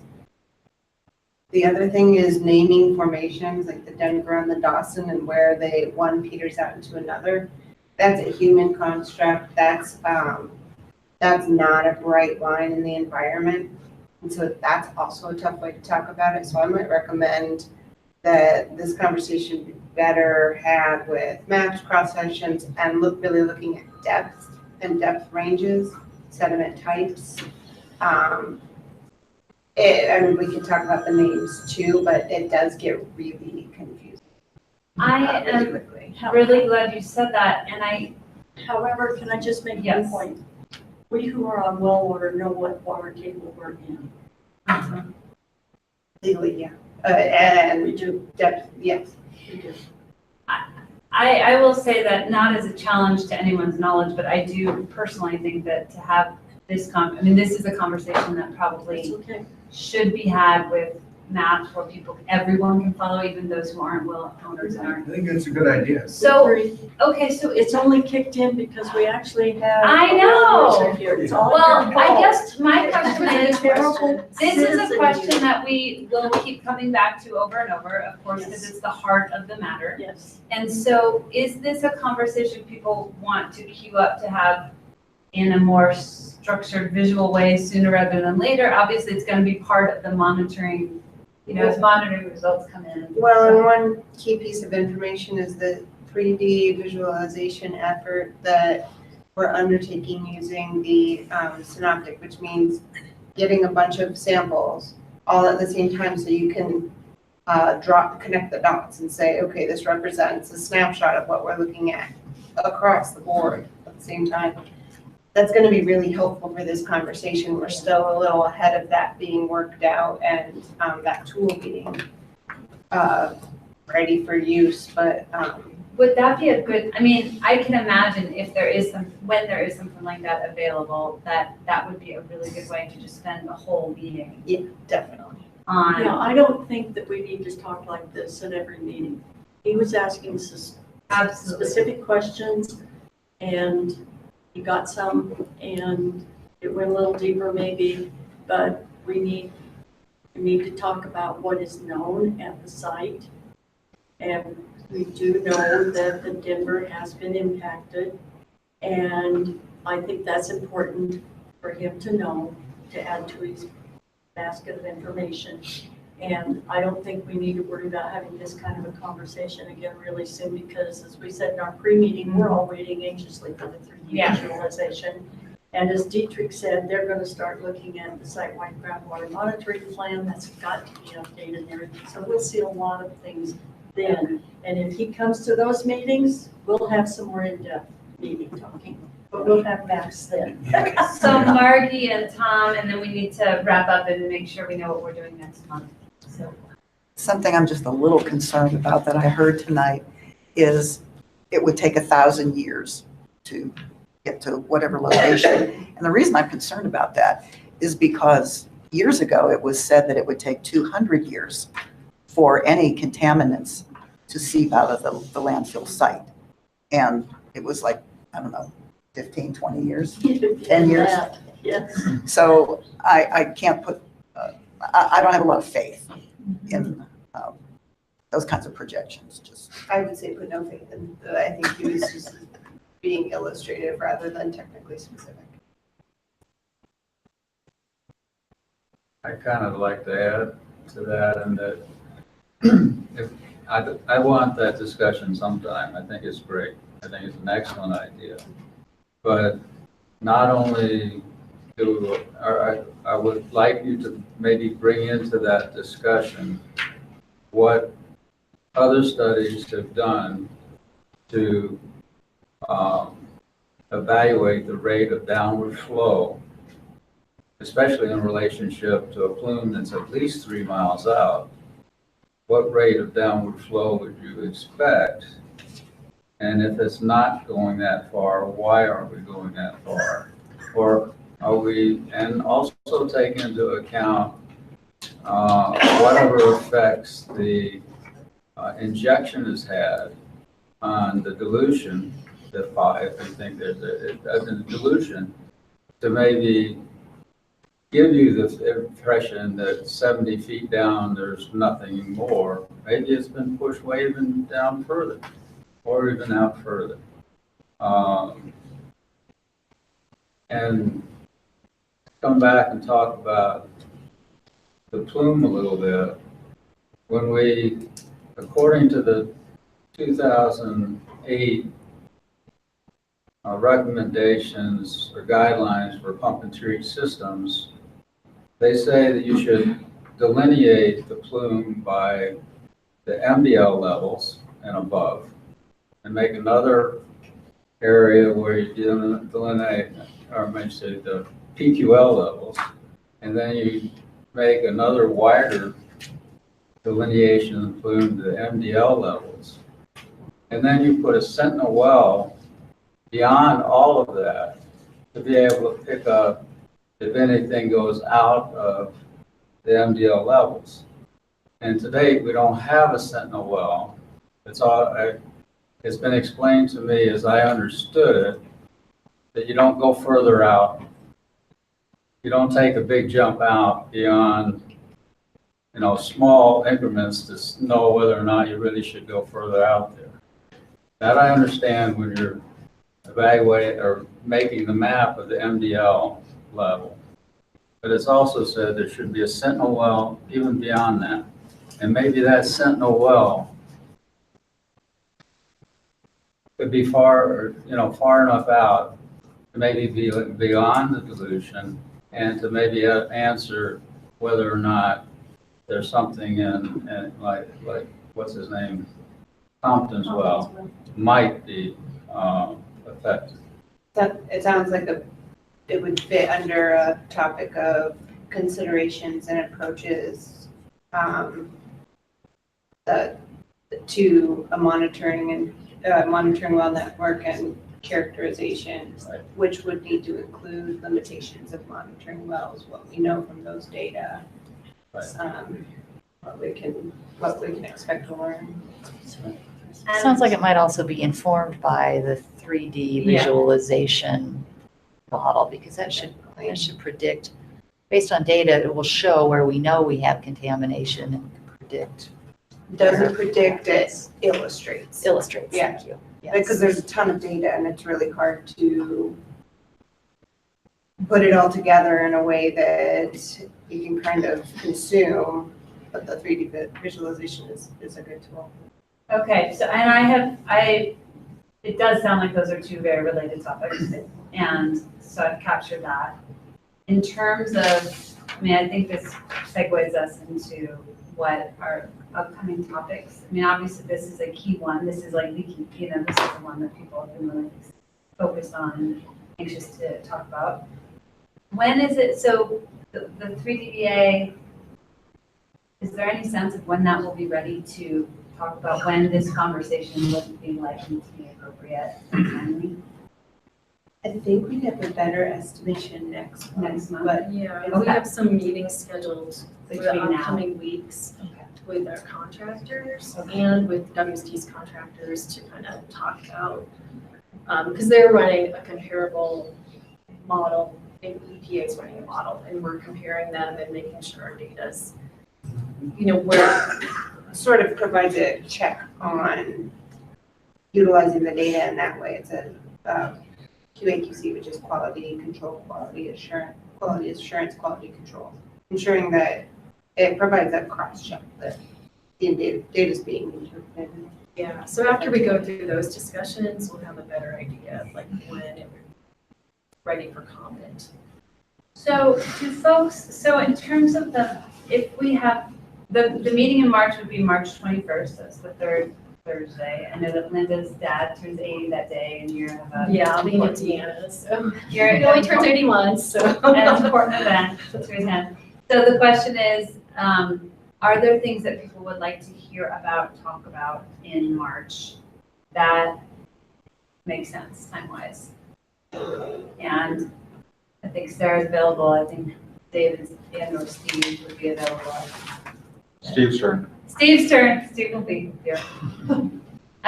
In terms of information from the WSD. So do people have thoughts? I mean, the other thing that has been talked about is to have a study session that is probably at EPA, that invites key parties, work settling defendants, agencies, CAG, to talk about what success at Lowry looks like, which is this sort of looming meta question that I think at least the CAG and EPA, and I think the state too, I'm not sure about you all, Dave and Steve, if you've been in on the idea of this, but think that would be a useful thing to talk about.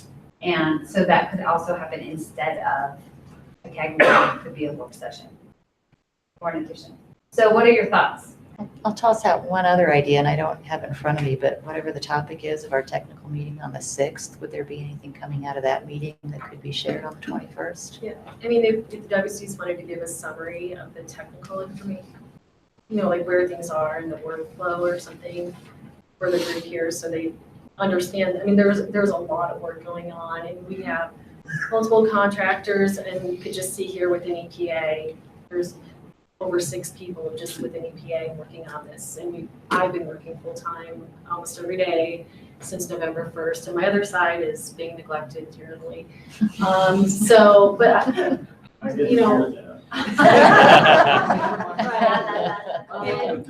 compliance test, I mean, there's hundreds of thousands, if not millions of dollars being spent, since the 5-year review to really look at these issues and make sure that remedy is protected long-term in the future. But it is, a long-term endeavor. So, we're looking years down the road before we can really have all the data and really analyze it and present it. But I don't know if it would be helpful if we just kind of had an idea of what the work was going on. So a similar, shorter version of what the WSDs are going to talk to us about on our technical meeting, or are you okay with that? We could give a. That'll be Steve. Dave's like, we're great with that.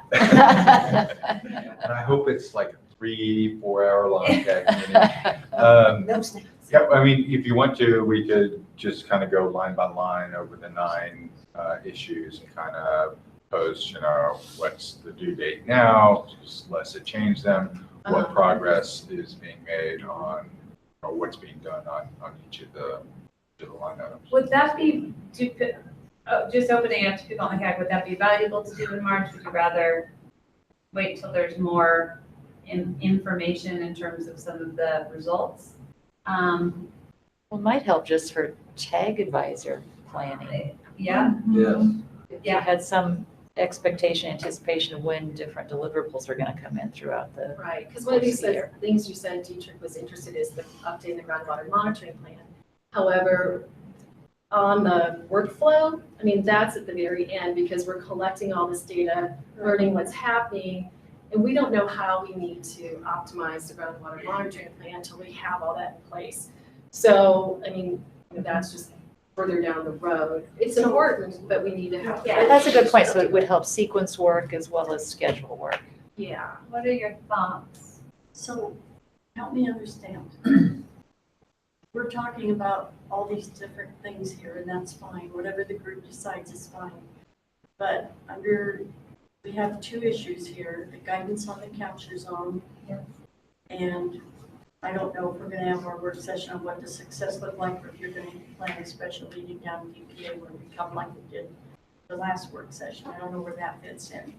But I also want to have a discussion about Jimmy Compton's letter and the health department comments and things. And I really want to discuss that at one of these meetings. I think it's important for us to know why Compton was turned down. And I'd also like to talk about how the movement of the chemicals is being figured at rates saying it can't be there when we don't know that. I mean, I think that's important. And if other people on the CAG don't care about that right now, that's fine. We put it off to another time. But I just think it's important to know why there's so many different, how fast is the flow moving? How fast can the chemicals move? WSD's contractor has totally different outlook on that compared to what our technical advisors in the state have said. Someplace along the line, we need to have a discussion about how fast these chemicals are or aren't moving, whether they're going down or not. How could we say it's not? Because we don't know.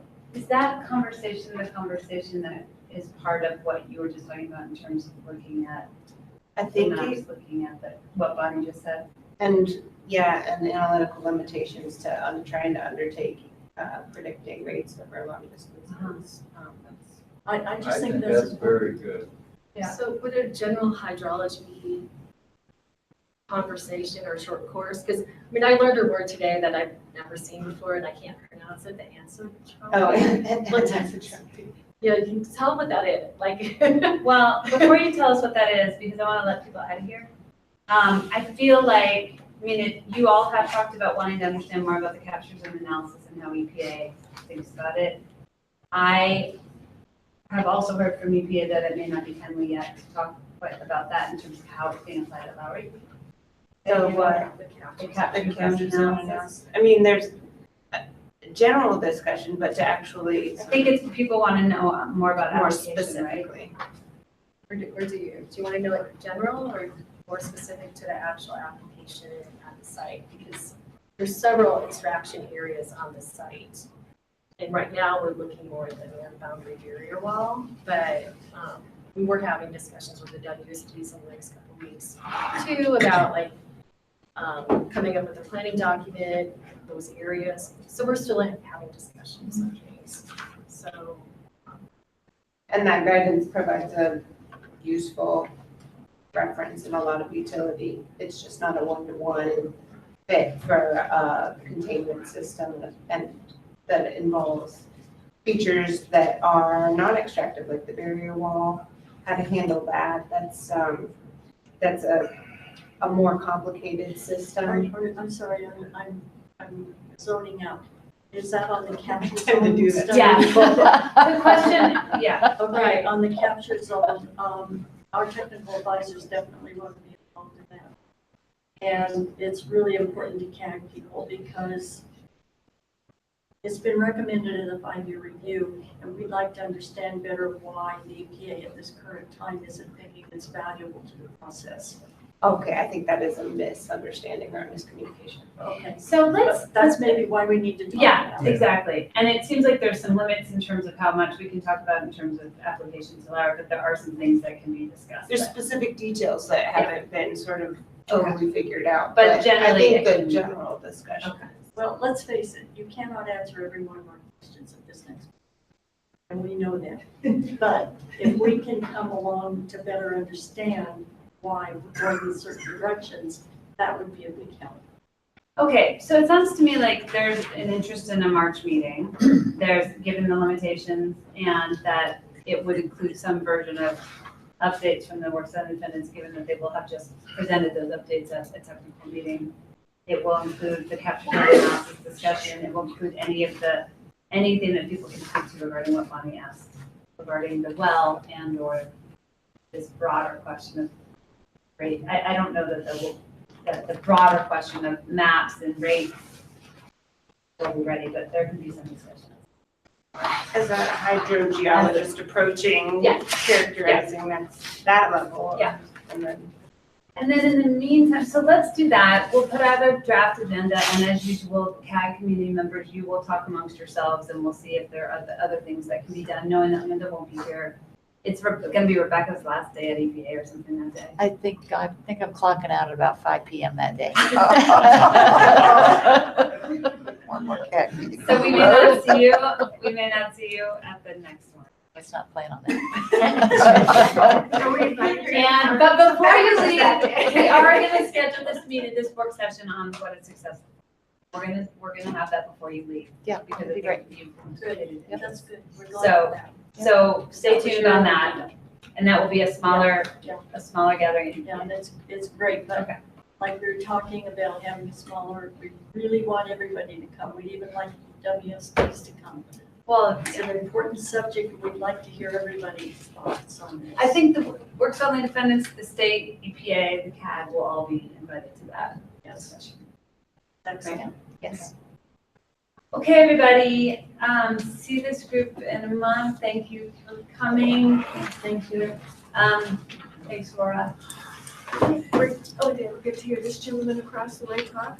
I thought he was going to say something. Dave, Dr. Barry. Yes, I think you were just here to listen and you're talking at future meetings, are you? That's what we have been. Okay. Did you want to say anything? No. Thanks, Emily. Oh, please sign in if you haven't signed in, up here in the front. Thank you. Who, Sean?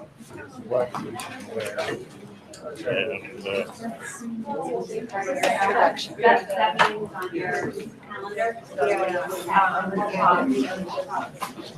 I'll go fit out. Thank you so much.